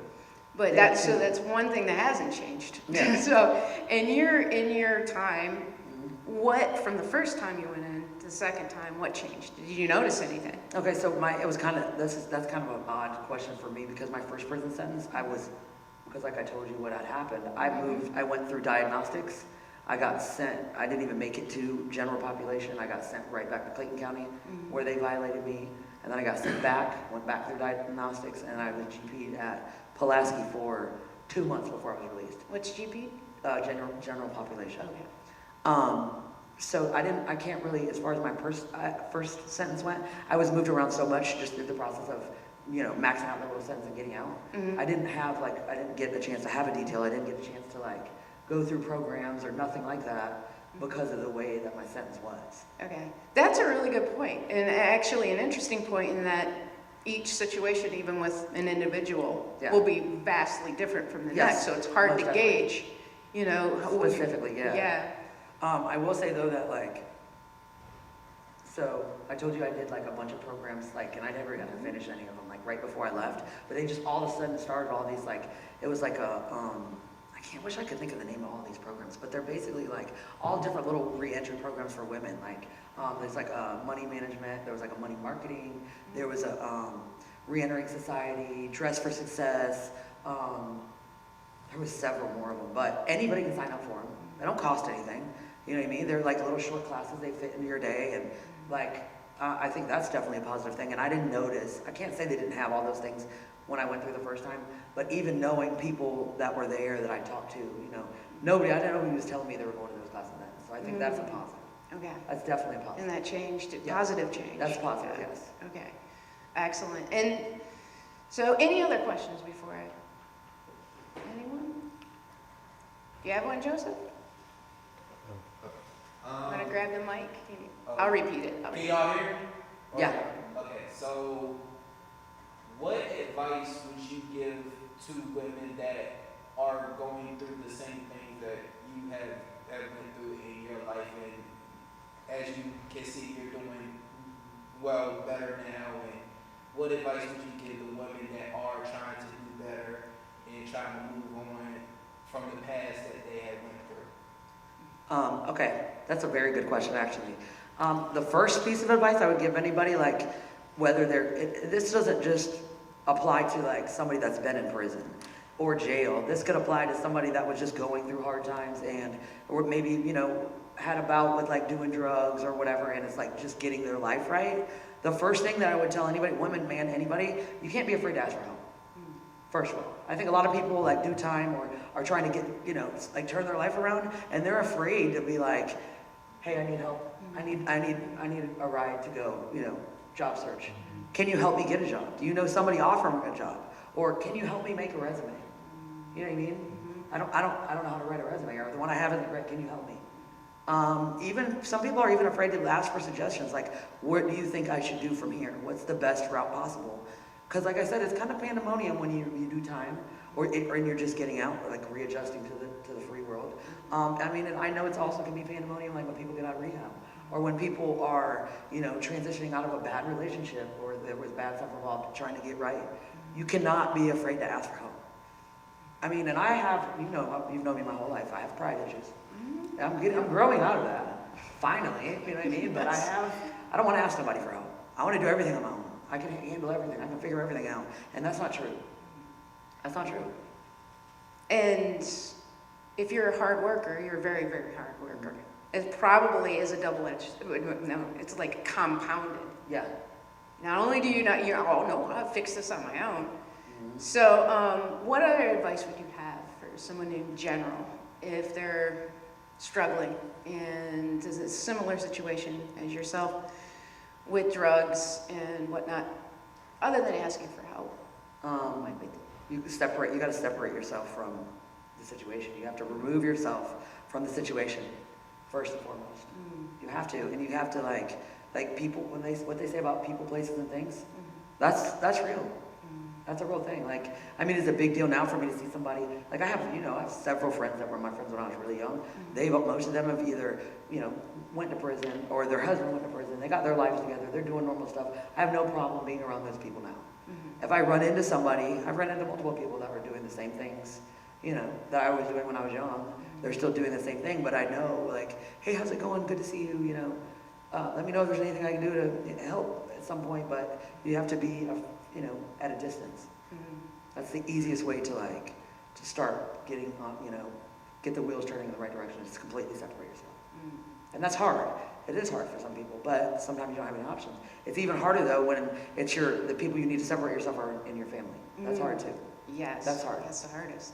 Yeah. So it's that idea, once again, of community, and you're building different types of community, but you need the stability, and that's part of the things that would end up anchoring you to the people that you should not have as part of your life at all. Yeah. I mean, that's that people, places, and things, separating yourself. And like I said, you can't be afraid to ask for help. You gotta listen, I know that it's not everybody's, but a lot of people think in the back of their mind, I wanna, they wanna, make $1 million on, a clothing line and this and that and all these other things. YouTube, TikTok. Yeah, YouTube, TikTok, which I don't even listen, it's not even a lie, I don't even know how to use that shit. I only have TikTok because somebody else set it up. I don't even know how to look at them. I don't know how to use this stuff. But I mean, I know that that's like, anybody would take that in the snap of a finger. But like when you're coming out of bad situations, it could be any kind of bad situation, prison, jail, relationships, drugs, anything. You gotta want to work. Like it helps. Not that I'm not saying don't be lazy. That's obvious. I'm saying you've got to want to work. If you find a job and you're keeping yourself busy and you have something to focus on, you have a purpose. You know what I mean? In that moment, it just helps evolve it into making it easier to point yourself in the right direction. You know what I mean? Yeah. And you said earlier to me, you were like, you don't know when this is going to pass. Yeah. You don't know how long it's going to last. Exactly. Like maybe it's great. Maybe you are an influencer for a while. Maybe you have some videos that go viral, but then what? Yeah, this isn't like you know what I mean? Like, this happens now, and you do this, goes on the rest of your life. It's not that simple. You know what I mean? It's not sustainable necessarily. How many stars or anybody, it was athletes, definitely. Yeah. They just gone here today, gone tomorrow. So. Any other questions? Camille? Yeah, I know you had mentioned briefly, like, your thought process going into it, but I wanted to know, like, when did it become a point to you starting the show, when you first got the show offered? Did you start off thinking you're going into this with a story to tell? And what story did you come in thinking that you would tell? Okay, that's a good question. So I kind of didn't go into it thinking I was going to tell anything, to be honest. I was like, I'm going to wing this. I was like, I'm going to just come out and be honest. Like, I didn't know, you know what I mean? I was thinking it's reality TV. They want to know my truth, so, you know what I mean? You know what I mean? I just gave them what I had, like being honest. But then I kind of I feel like in the beginning they kind of, because you're fresh out, like I said, everything's real awkward, real, you're transitioning back into like your normal day-to-day life. That's like it's a weird little stage you go through.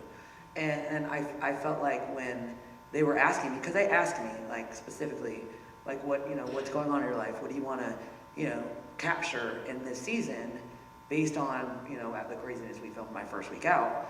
I was like, well, first of all, my family. I want to go see my family. You know what I mean? I need to have a family, cook out something. I want to see my family. We did that. We made that happen. But it didn't, I had already thought, and we discussed this before I got out, even before they hit me up about the show, that I was like, I don't know what I'm going to do, but I have to be able to give back. I have to be able to tell my story and be like, this is possible. You know what I mean?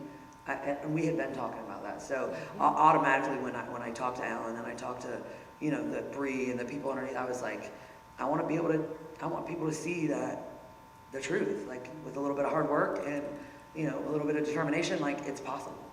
So you did have a story to tell. Yeah. Are there any other questions? Anybody? Joseph, you have another one? I got one more. Okay. Imagine if you had the chance to talk with your younger self, the woman that you are now versus the woman that you were becoming to be like 10, 15 years ago.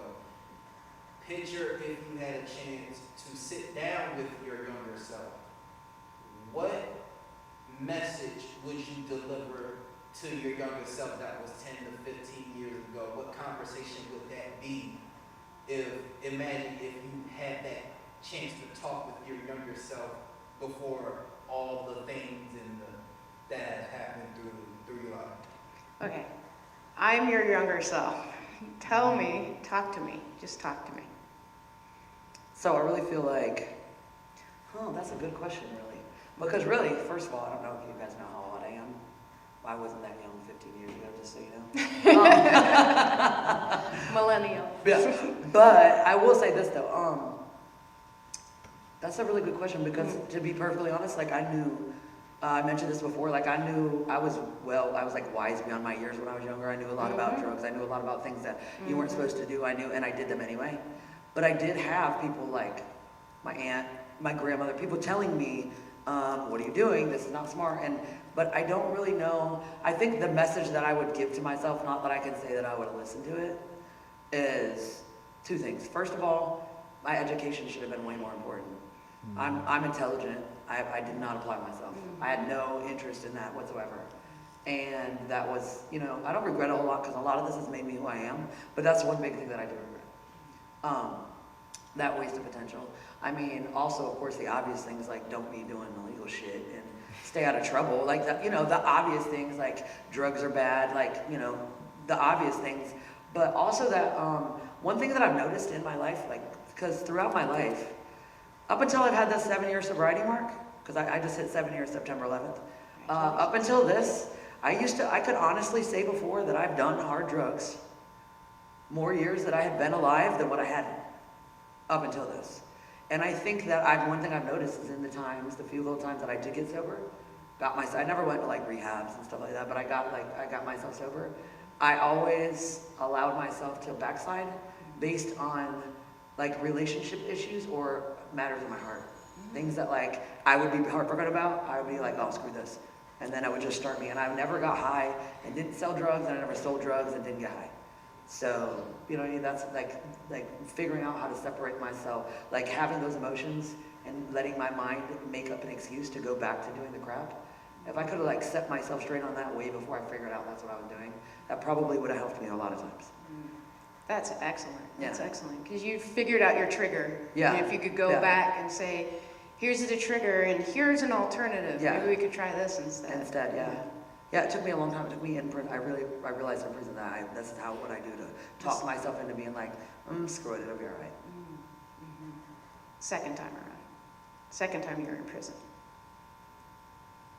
No, I realized it the first time. You did? I still kept doing it afterwards. Yeah. But I figured it out the first time. Yeah. But now the second time. You really figured it out. The second time I really figured it out. Yeah. 7 years. And I awesome. think really though too, like a big message for anybody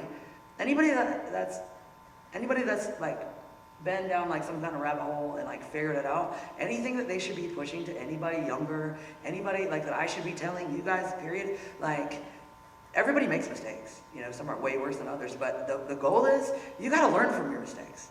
You know what I mean? You gotta admit, okay, this is what I've done, and you got to learn from it. Period. If you don't learn from it, then you know what I mean. And that was part of my problem. I was like, and you know, but this time I've learned my lesson. Like I learned. That's awesome. Thank you so much. Were there any other questions before we? Anyone? We're good? All right, well, tomorrow we'll be at Hawks Corner again in downtown Princess Anne, and that will be from 11 until 1 with Ask Me Anything with Amber Eggers from WeTV's Life After Lockup. Season finale tonight. And then 9 o'clock. Yep. And so we can talk all about that tomorrow and then the pop-up podcast is right after that. But we'll be podcasting pretty much all day. Thank you. Thanks for coming. having me, guys. Thanks for watching. All right.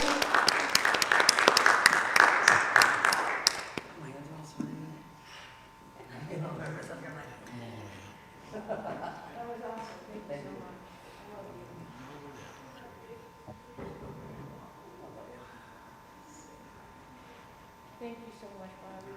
I appreciate you coming. Really appreciate you. No problem at all. Good, good. Held on the stage for a while.